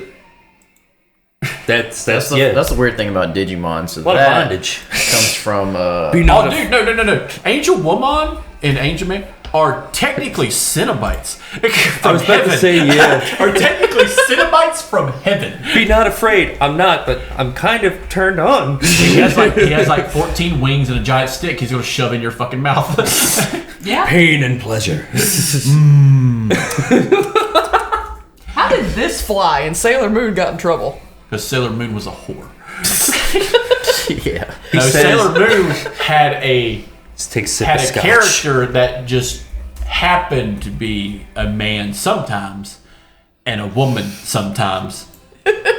God, they remind Yeah, dude, that early This one Digimon art was dark, man. Yeah, it reminds me of like a fucking So- antagonist from Final Fantasy. So you remember the first season of Digimon? And like they would come across corrupted Digimon because that guy was sending out those dark Oh, yeah. rings that would snatch Yeah. up. Oh, dude, when they fucking ramped those motherfuckers up, and the guys were like, "What do we do? I guess I got to Digivolve this motherfucker to keep us from getting our shit rocked." I can't allow that. And you know, so we've talked about Pokemon, Digimon. We've talked about Gundam. We've talked about Dragon Ball Z for a little bit. We'll come back to it. We missed the big one. It always comes back. We missed the big one. Zoids. Zoids was so good. So I've never heard Imagine of Gundam, but it was Never heard of animals. Zoids? Never heard of Get Zoids. The fuck Get out the of fuck here, out of dude. here. Cut this shit off. God damn, I just never heard of it now. Get Surely the you cinema. have. Get the cinema. Oh shit, never mind. No, I remember this now. It was kind of like yeah, Gundam with animals. Yeah. That's literally what I said. Oh, okay. Yeah. Yeah, I got you too. And Yeah, the but I said models it were- better. The models were better than Gundam, too, because they actually fucking held together. Were they all individual pieces? Like, Yeah, you Yeah, were so it mouse was still still. a kit. Yeah, it was a kid. But that's what I thought. The problem with the Gundam kits they were like the plastic was too thin. It was very fragile, and the Yeah. molds were never perfect. So like, Yeah. you'd miss like a spike in opinion, like when you put it together, and it's like, god damn it. well, see, Gundam was like, you build it, you put it on a shelf, that's it. Yeah. You But try to play when with you're it, 12, it's just like, well, I want to fucking play with this thing. Yeah. So Zoids was like, you build it, and you could also play with it. Yeah, they were thicker materials. Like they had actual They had like screws. those rubber stoppers and shit, and Yeah. like you could like. They had actual screws that you needed for the fucking thing. It's like you're putting together a piece of IKEA furniture. Yeah, but They like had the wind up ones too, like you wind it up and then it kind of walks. That's cool. I like that a though lot, they did, actually. And but the anime was good too. around that time, they also started making Gundam toys that you didn't have to put together. That Oh, were yeah, actually just action figures. Yeah. it's actually those were the cool ones. Yeah, I had some of those. Now, is it are they like mechs that people are Yeah, inside so, of? yeah, Okay. yeah. Pilot one. Okay. They had a That's- Raptor one that was a sniper Yeah. rifle. The first series That's was like pretty cool. Its tail was a rifle, and so like what it would do is it would post up at like a high position, turn around, and its tail would go like straight, and then his cockpit would turn him all the way around, and he'd just watch you and just snipe the shit out of people and murder them. Damn. His dude. claws, that talon that was on the Raptor, was actually a stabilizer, so it would dig into the ground, kind of like a way a backloader does with its wide space. It digs into the ground to stabilize it. Kind of like it, but it also works double as like a bipod too, where it's stabilizing a shot as well. That's really cool. I think Power Rangers stole that idea eventually and used it for something. I was about to say it looks kind of similar. Like even the different animals too kind of look similar to what Power Rangers started doing. Yeah, live action violence when as a kid was awesome. Of course, always. Power Rangers was just metal music with people who knew karate. Try to remember this other game that came out for the GameCube as well as the Zoids game, but it was and it was also based on another anime. It was kind of like Gundam, but it was like an alien invasion and people were inside of mechs, but each one of the mechs had different weapons. Like you had one Custom guy. Robo? I think so. That's what the game. The main character, I remember his name was Jack Archer. But Custom Robo was one of those. So it's a lot to search. Here we go. Well, I got some good memory. Robotech. Robotech. Robotech. Yeah. Yeah. That's Custom Robo. Yeah. That's okay. Hell yeah. Robotech actually the jets. It was jets that turned into robo mechs. That's before Gundam. Yeah. But That's it was way like- before Gundam. It was like a That's some 80s Transformer-esque shit. type of character, though, too, because the cockpit would stay in a certain area. That's from the time of He-Man and the Masters of Yeah. the Universe. But I remember getting and the game. Thundercats. I remember playing the game for and G.I. GameCube. Joe. And then you go back, like I went back and watched the series, and it was just fucking Now insane. let me ask you this. You would have loved Zoids, dude. Let me You ask you cannot this. find it unless you. Did y'all ever watch the rebooted He-Man that came on Toonami back in the early 2000s? Yeah. That was my. That was That my was He-Man. the shit. yes, it was. That was my He-Man. Where he fights the Cobra King, the Yeah. fucking snake, Kingdom of the Snake. Dude, everybody is was like fucking 2004? jacked. 2002. Even the women are fucking just like acting like just bitch pressing all the fucking time, just kicking the shit out of each Man other. at Arms had the fucking sleeper build. Yeah, Also voiced by Steve Bloom. yeah. No like, shit. He did everything, man. he's in the back. He's in the back row. You guys got another job for me? Yeah. Huh? You got another job for me? Cocaine's expensive. Habits and rabbits. You know what I'm saying? Habits and rabbits. But like those were really cool, and Respectable.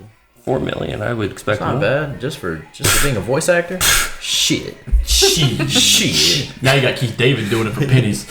Shit, the series that my wife and I are watching, he's actually voicing one of the characters on there. It's a Has Been Hotel. He voices Husk. That's fucking. I watched. And he sings, which threw me off. Has Been Hotel is okay, but I love the original YouTube thing that same creator made. Oh, Hell of a Boss. Hell of a Boss. Where that is fucking raunchy it's hysterical. as shit. It's hysterical. It's only one episode, and rightfully it should be. Oh no, Like, there's more. Oh, There's more now. yeah, but like they made this. It was a concept piece, and it was fucking hilarious. It was all in hell.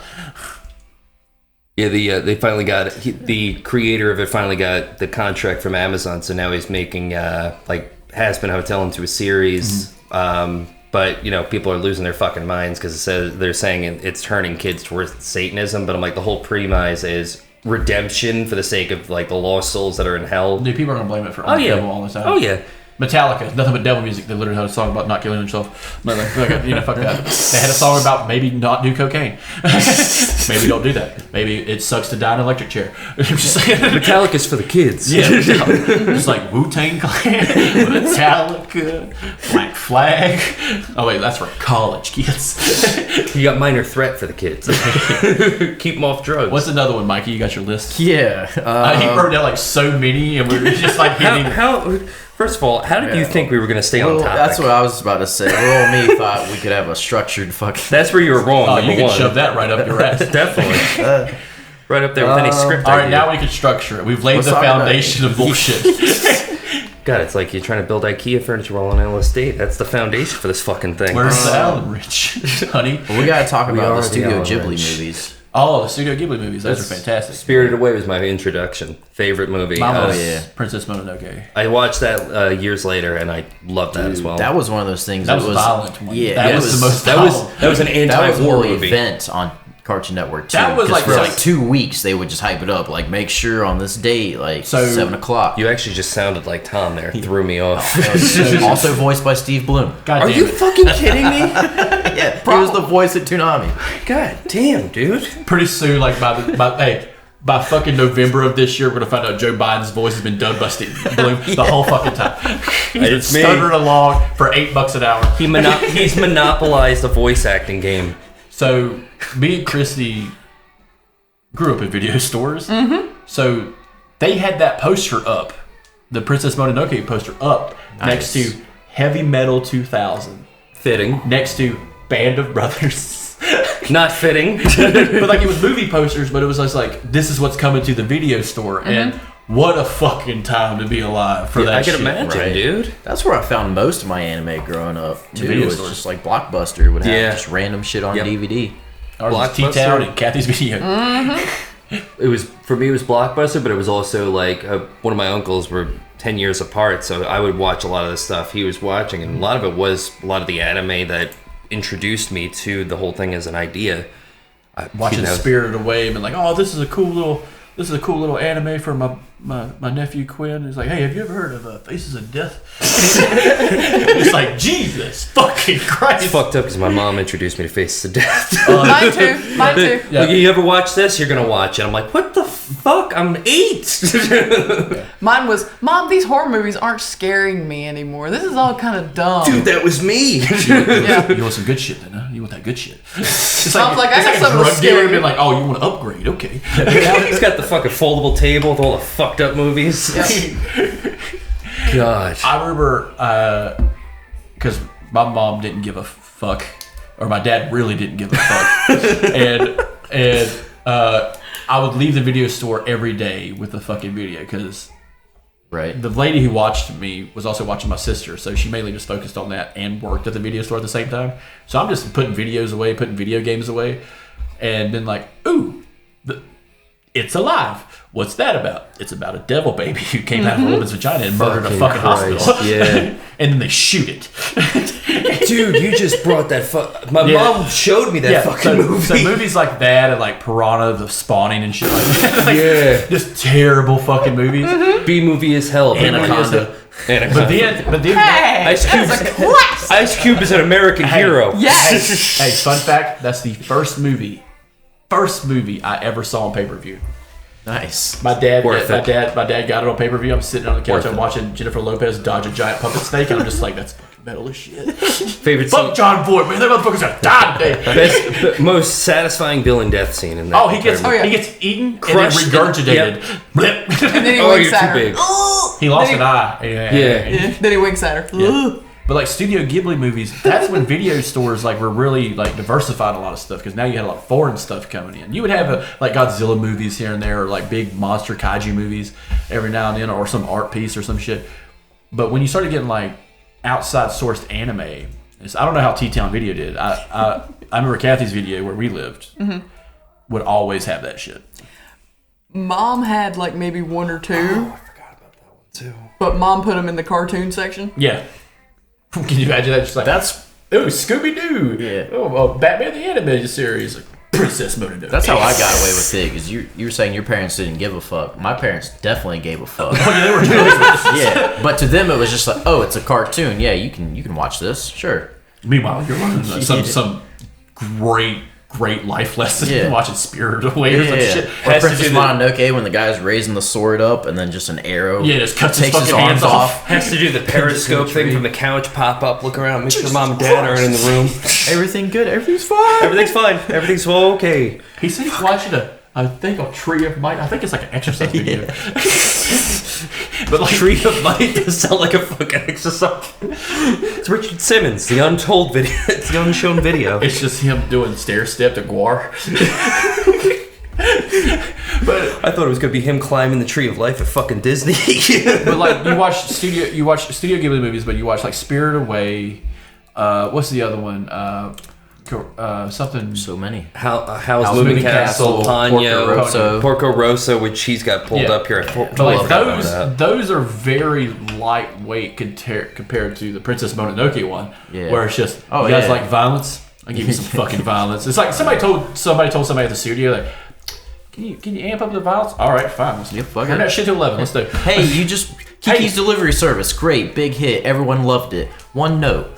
A little bit of violence. Yeah. Let's add just a little salt on your eggs. Just an explosion, just a random one. And then they said, "What if we killed a forest god?" It's like that's what happens. and all hell breaks They loose. decapitate a forest spirit with the face of a person. Yeah. It's a giant glowing deer. And they cut its head off, put it in a bag, and they're just like, it's a race against time to make sure the world doesn't end. And like the ending scene's so fucking epic when they return the head too. Yeah, and it just bubbles back together. Have you guys kept up with Miyazaki movies?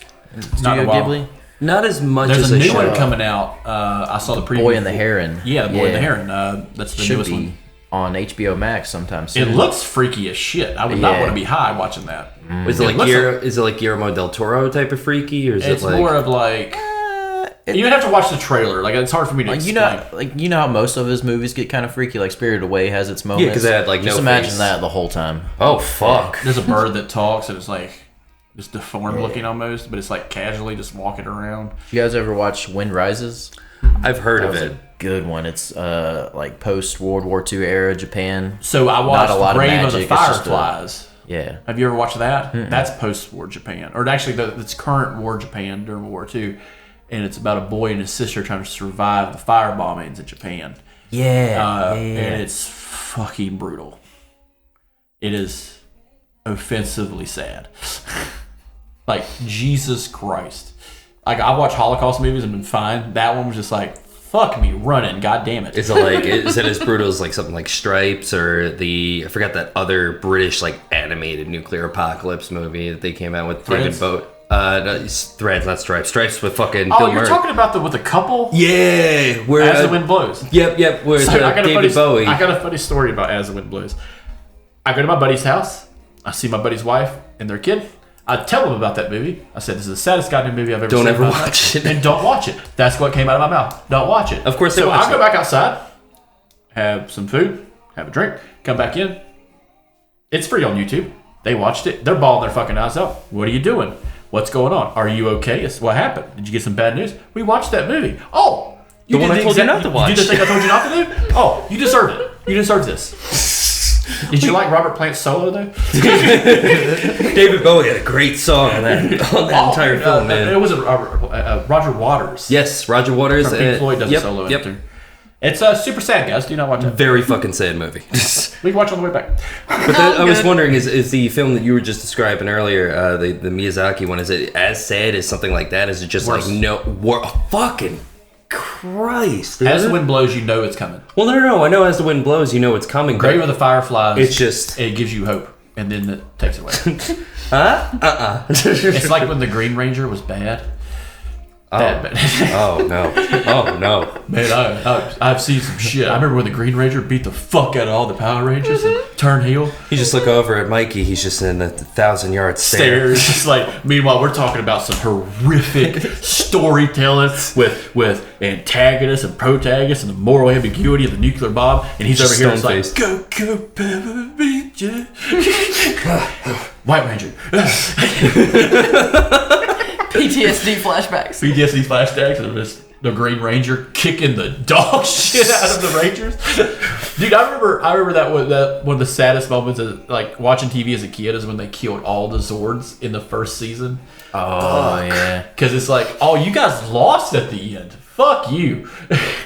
There was that one series. Did you ever watch Power Rangers Time Force? Yeah. That one was very existential. Yeah, because they're out of time. Ways. Yeah. They're in the past. And they can't go back. Yeah.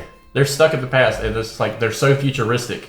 It's like watching like Yu-Gi-Oh! It's like, I wonder who the main character is. It's the one with the 14 color pieces of hair. Yeah. All right. We made it obvious. We made it obvious. Hey, the other guys look normal. Who's that kid with the like 13 different shades of color? In his hair? I don't know. He must be some random guy. And the personality disorder that just comes on every time his little amulet. Oh yeah, his bipolar activates when he's just like really into the gambling game. Truly was able to activate his bipolar. Yeah. Yugi, you're scaring me. That's the point, Joey. Oh my god. What's your special ability? Mania.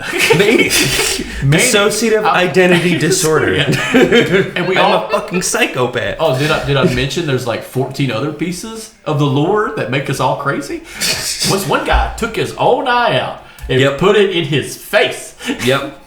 It was an asshole. I just think of the scene where I forget the antagonist's name, but he's facing off against him in his fucking mansion, and the one way he was able to win the fight was that he kept switching up his personalities, he kept switching back and forth so he couldn't read his cards or read his mind. Yeah, Yu-Gi-Oh! Was batshit. It really was. It makes no goddamn sense. It made a fucking gun. Fuck this. Bam! That's like one of those simple things. It's like, you gotta have a gun. You gotta throw a monkey wrench into these games, man. Sometimes you just can't deal with them. And it's gotta be an asshole. You know, technically it's a gambling game. It's a gambling game. We sell this shit like the Wild West. And I remember Yu-Gi-Oh! Cards taking over Pokemon cards growing up, because eventually, I don't remember a lot of people playing the Pokemon game. Card game. Not really. I knew how Everyone to play it. I knew had the cards. Yes. There was no playing the game. Because I didn't want to fuck the card. Yeah. You know how hard it was to get a holographic Charizard back in Fucking touch it. 1999? Don't even look at it. Don't even look at it. Well, let's see, the thing about Pokemon cards is you had to actually read the thing, little booklet to know how to play the game, whereas Yu-Gi-Oh! told us how to do it in the show. Yeah, it told you how to do it on the show, and it showed you what the card does on the fucking card. And they even sent you the whole card thing for your arm, too. Oh, yeah, that was later on. Yeah. The blade. The dual disc. Yes. Dual disc. Yeah. What a stupid fucking thing. It was the dumbest fucking... Of course you Oh did. man, that was so cool.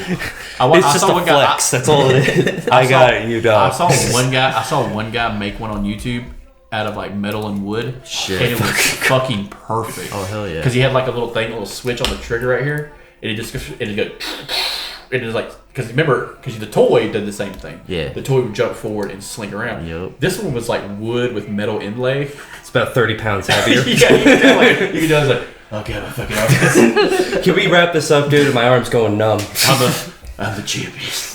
I draw 3. Fuck, I'm Why are you so disproportionate? Why is one arm more muscular than the other? Masturbation. I don't know if you have guys to ever fuck around on TikTok Live, but there's still people they have the dual disc and they're dueling each other.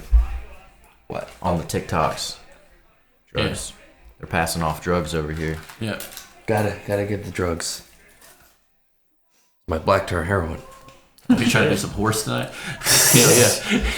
Trying to come down. I feel you. I'm all out of white girl. I need my black tar.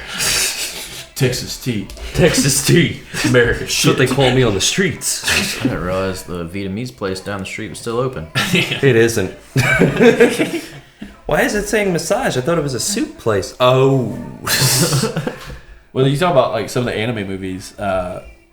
Gundam Wing was one of those Toonami big hits because they would play that one like once a fucking week. Yeah. For months. Yep. Like all-core presentation of Gundam Wing. It was almost like Waltz. a year Endless of Waltz. that. Endless Waltz. What a fucking name. But yeah, the Sailor Moon movies, I remember those very well. They wouldn't play R No. very often. They played it like once or twice and got in trouble, but then they would play all the other ones.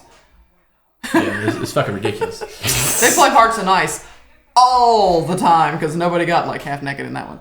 They were just trying to cover their ass as much as they could in that Yeah. like They're- circumstance. Yeah, they're like the Sailor Moon fans would get up in arms and be like, "We want to see the movie. We want to see the movie." We want to still exist.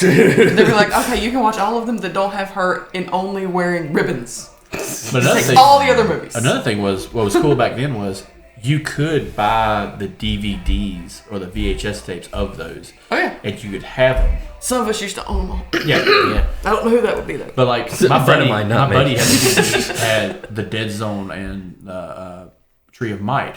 He had those on VHS, and I remember going to his house and watching them. I'm like, this doesn't make any goddamn sense.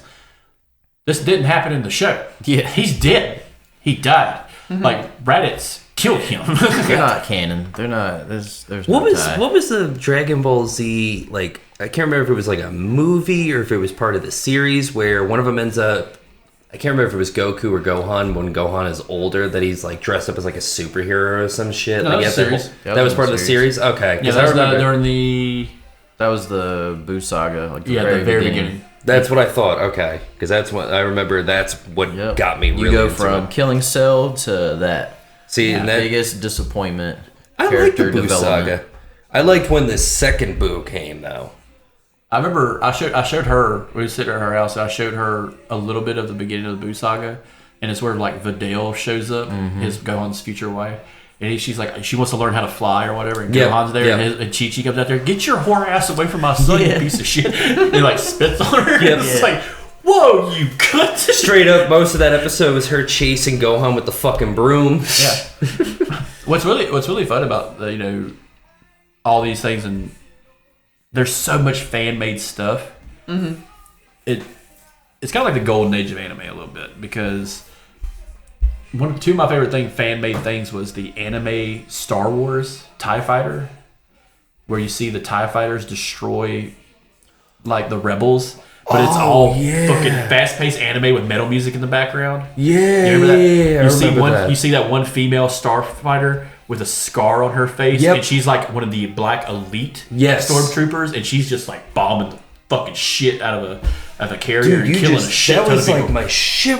Oh my Yeah. god, I forgot about that. was my shit. It was, dude. It was so good. It was so fucking good. I remember you. How do you not give a fuck? You should not give a fuck about discretion. See, to me, that was the canon empire. Yeah. That was the empire that I That was the liked. Empire looked cool. They didn't do that. That shit didn't show back up until the end of Rogue One when Darth Vader was just rocking people's shit in the tunnel. And it's Because- like I will say it kind of fucks up the shit that comes out of Leia's mouth in New Hope. She's like, "I want to diplomatic." He goes, "Bitch, I followed you here. Like I killed your people. I watched them die. I slayed them, bitch." They just redone the whole movie. Just chokes her. When Alderaan blew up, I applauded. That's some Nuremberg trial shit. Good job, boys. Good job. That's what we pay the big bucks for. But that one and the Dragon Ball Z tournament fan art or fan anime, because I showed him, and it was the one where Vegeta comes down and Broly's there. Oh yeah. And it's the tournament where Chi-Chi first meets Goku as an adult, and Broly breaks her arm, and he goes fucking ape shit and turns into a Super Saiyan. His head catches fire. Yeah. And it's a flaming skull, and his body is like wrenched in black and white, and his tail extends out, and he just starts beating the fuck out of him. And they're both like, it's a knockdown drag out, but it's a fan art. I'm like, hire this dude to make a web series. Like, this is fantastic. And this motherfucker, and this reminds me of that scene from Iron Man Tony Stark built this with sticks and stones. I'm sorry, I'm not Tony Stark. He starts choking the shit out of him. Oh my god, what happened to the dude? He's killing him. You know, it's just like these fans are making perfect shit. I'm sure there's a Sailor Moon fan thing that isn't porn. That is fantastic. I love how you had to throw that in there too. That isn't porn. Hey, let me just put it out there. Isn't fucking.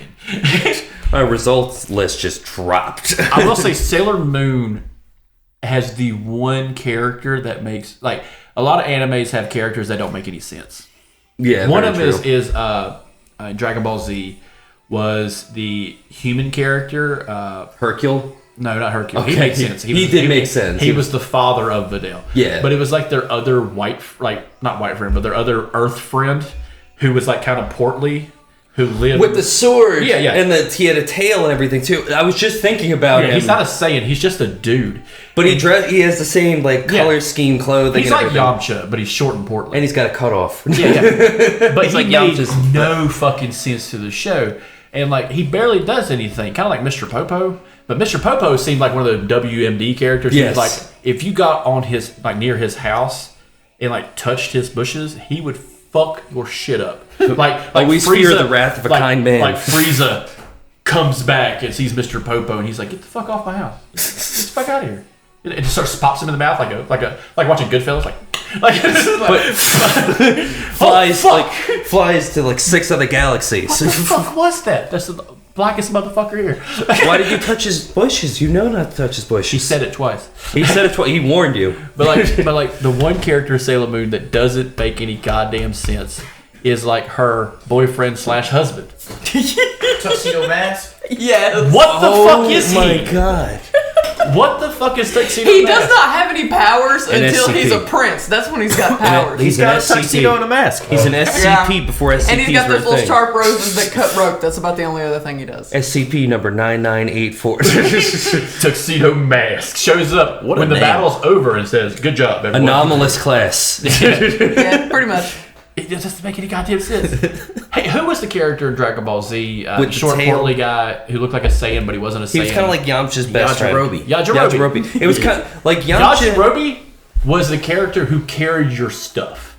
He was kind of like. He's the mule. He was Yes. what was Gaston's little lackey's name from Beauty and the Beast? You know the little dude, LeFou. He was kind of like LeFou of the Dragon Ball universe. Yeah, the Dragon Ball universe. The gay fella. Yes. Do we count Disney as anime? Old school Disney, sure. Yeah. Nah, Pocahontas was fucking anime.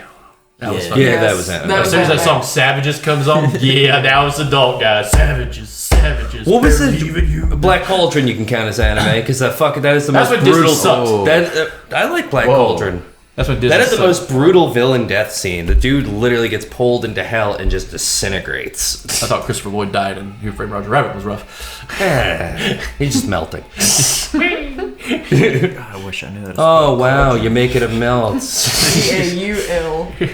The Wicked Witch of the East called. She wants her fucking ending back. See, I could imagine that being turned into an anime now and actually be really good. You know what they should turn into an Because anime? like so Wizard of Oz, like the Wizard of Oz is actually the movie is actually like book 3 in the series.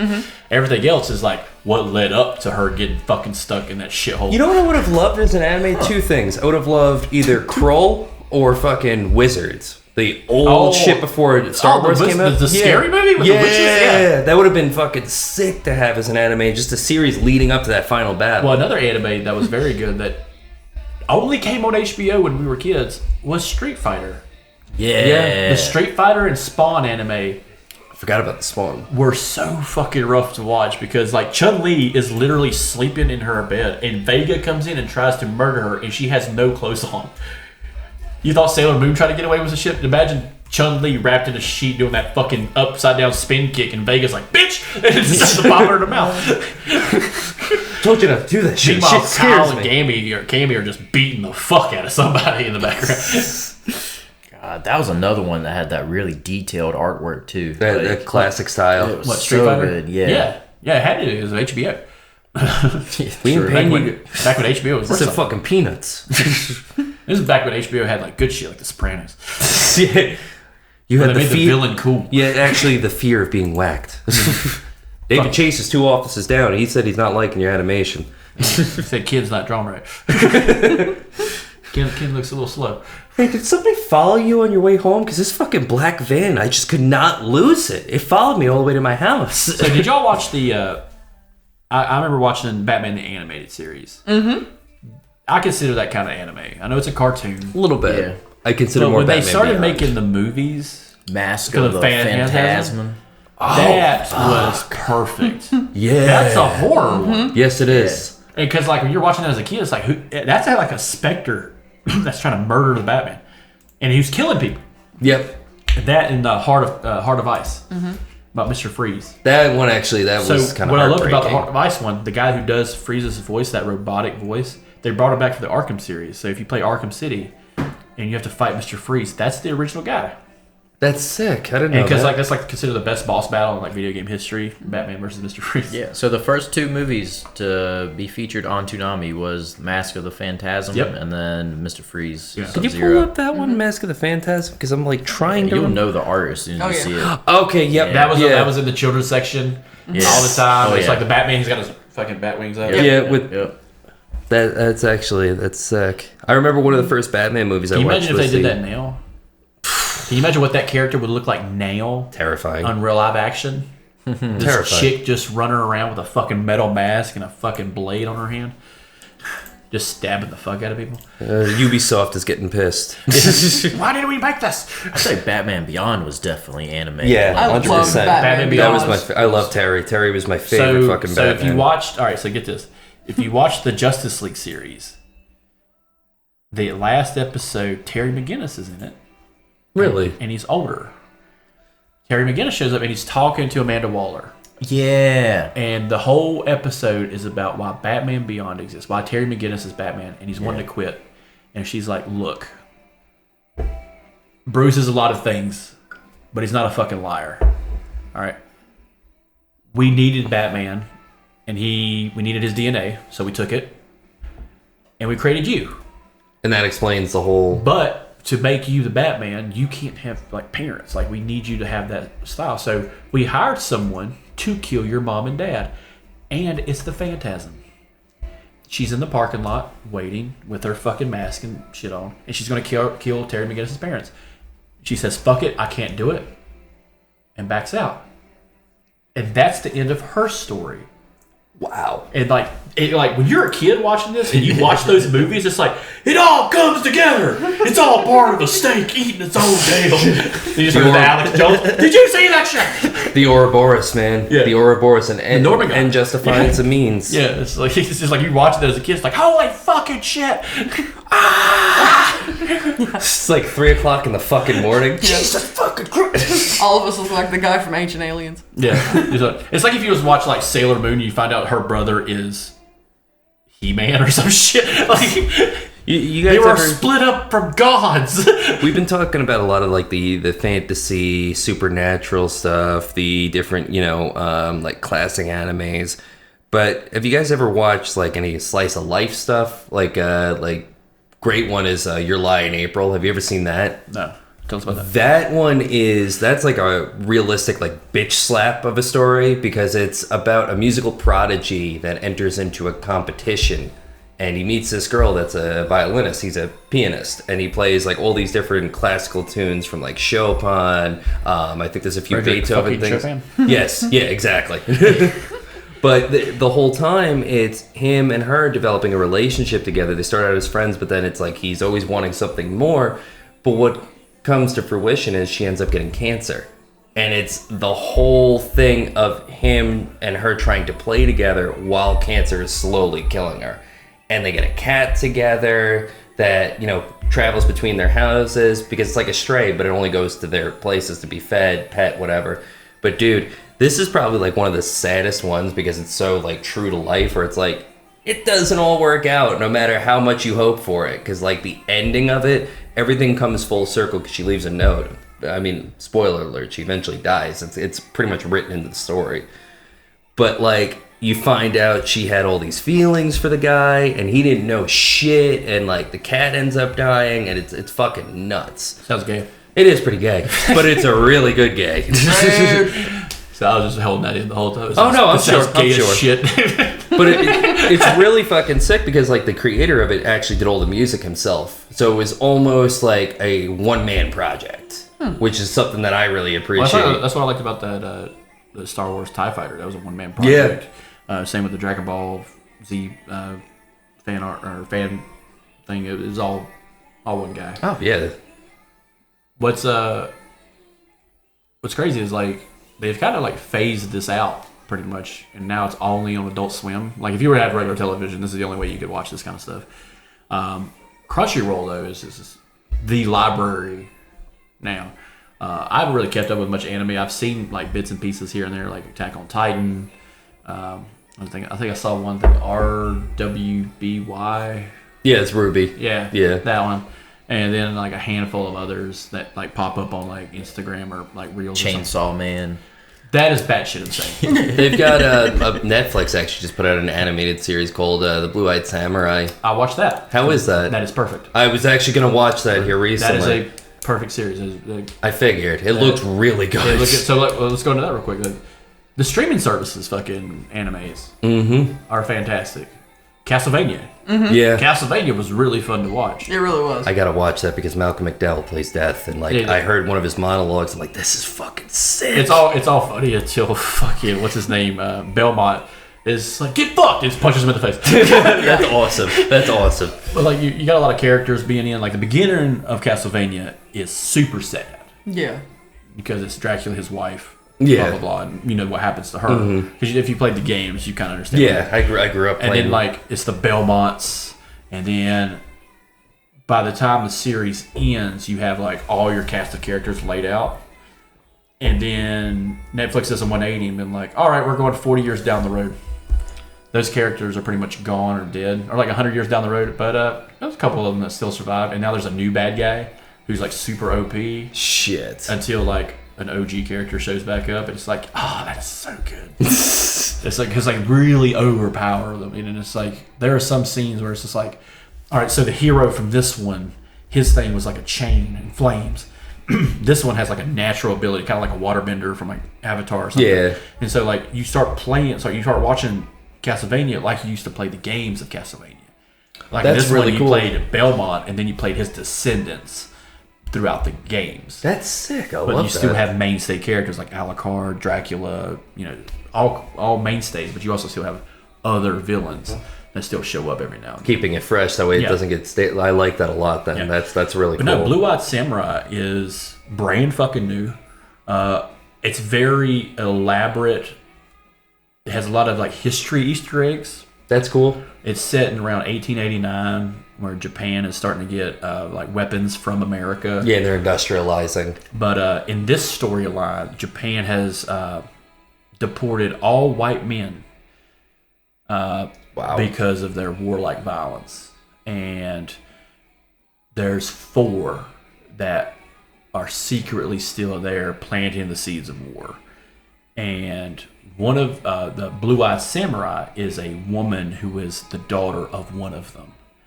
And she's going across Japan trying to find all of them. And the main first season is her finding the one. This Scotsman who's That's got perfect. this long reddish orange hair and is a deviant to the fucking umpteenth degree. Think of like the worst person you've read about in history. It's him Shit. in 1889. Like he is nothing but evil. There's no like guiding light of hope in this motherfucker. Just chaotic evil as fuck. He's just like, kill him. Like just do it. And he's kind of been like on house arrest this whole time because of the banishment of all the white people. And she's an Oni, basically. She's banned because they look at her eyes and like she's a fucking demon. She's a Japanese girl with blue eyes. But she's now roaming the countryside with a samurai sword of her own, made from a meteor that fell from the sky. Perfect. Nice. And so Perfect. that adds to like the ambiance of it. Oh, what is this? What is this evil thing this white guy's doing?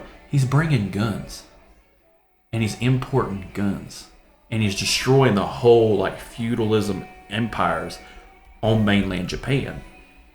And it comes to a head where he basically takes a city with a handful of guys with guns. Yeah. samurais can't do shit. Fucking warriors can't do shit. They're just getting lit the fuck up with guns. And it's fantastic. She's got this tattoo on her arm where it's 4 marks, and 1 mark has an extra dash. So she's killed 1 already. That's hell. So they haven't really said who this first one was. There's a lot of like callbacks. There's a lot of flashbacks to how she got to this point, and she's not like perfect. Like she's not one of those heroes who's like, oh, I'm just gonna kill you with 1 fucking blow. No, yeah. No, she makes mistakes, and but she gets better and better and better, and she, it's like 3 steps forward, 1 step back. It like she can take a beat.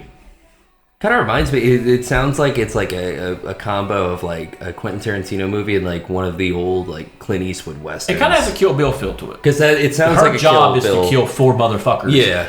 And when you watch the first movie, she's already killed 1 of them. Yeah. You just don't know it yet. It's like told in reverse, and then it all comes together. Yeah. I like that though. Yeah, because like she doesn't kill Ellie Driver until she's killed Cottonmouth. Mm-hmm. And or Oran Ishii. Like she's already killed these people by the time she sees Vivica Fox. Like, yeah.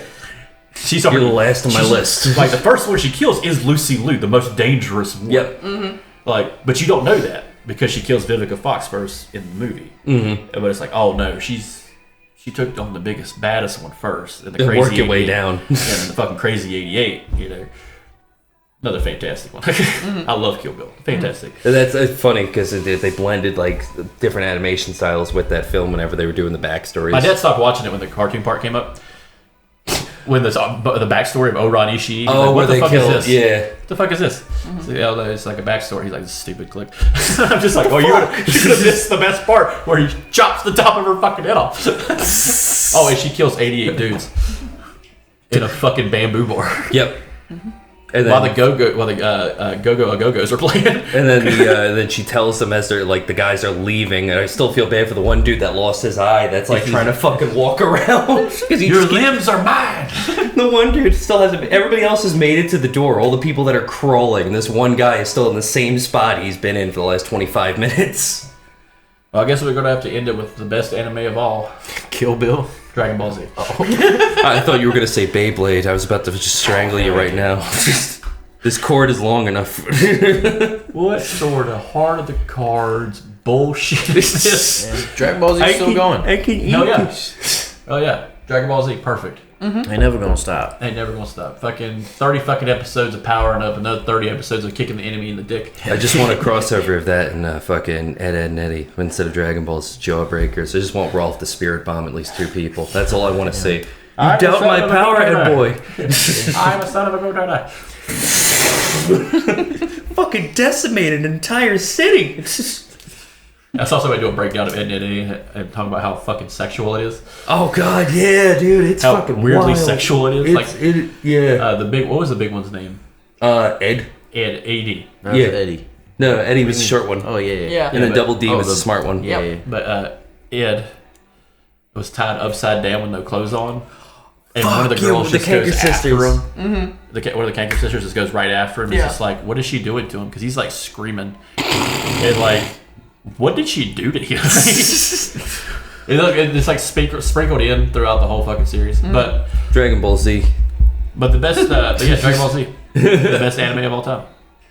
Truly a classic. I kind of Like, set the all 4 stage. votes on that. Now, the best American anime of all time is King of the Hill. There you go. That's the greatest American anime.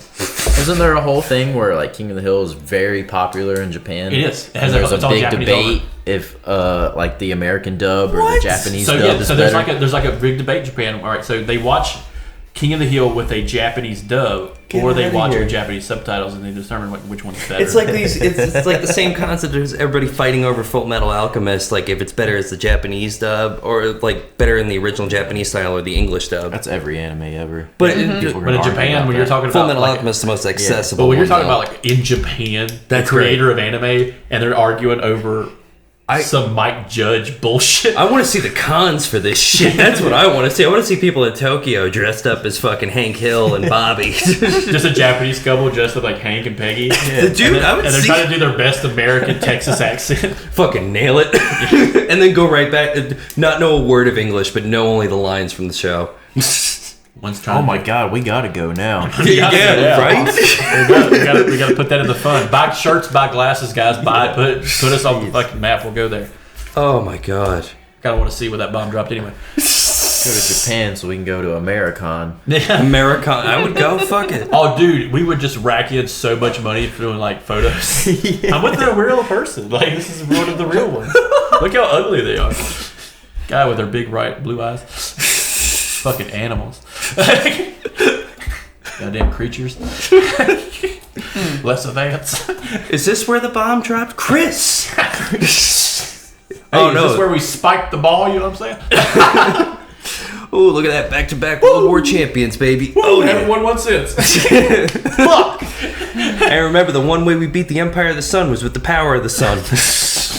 Twice. Oh my God. The sun never set on Hiroshima, motherfucker. Does the name Doolittle? Not Doctor. The raid I'm talking about. There's actually an anime about that. No shit. About the bomb being dropped. I forget the name of it, but they animate the bomb being dropped, and it's from a little boy's perspective.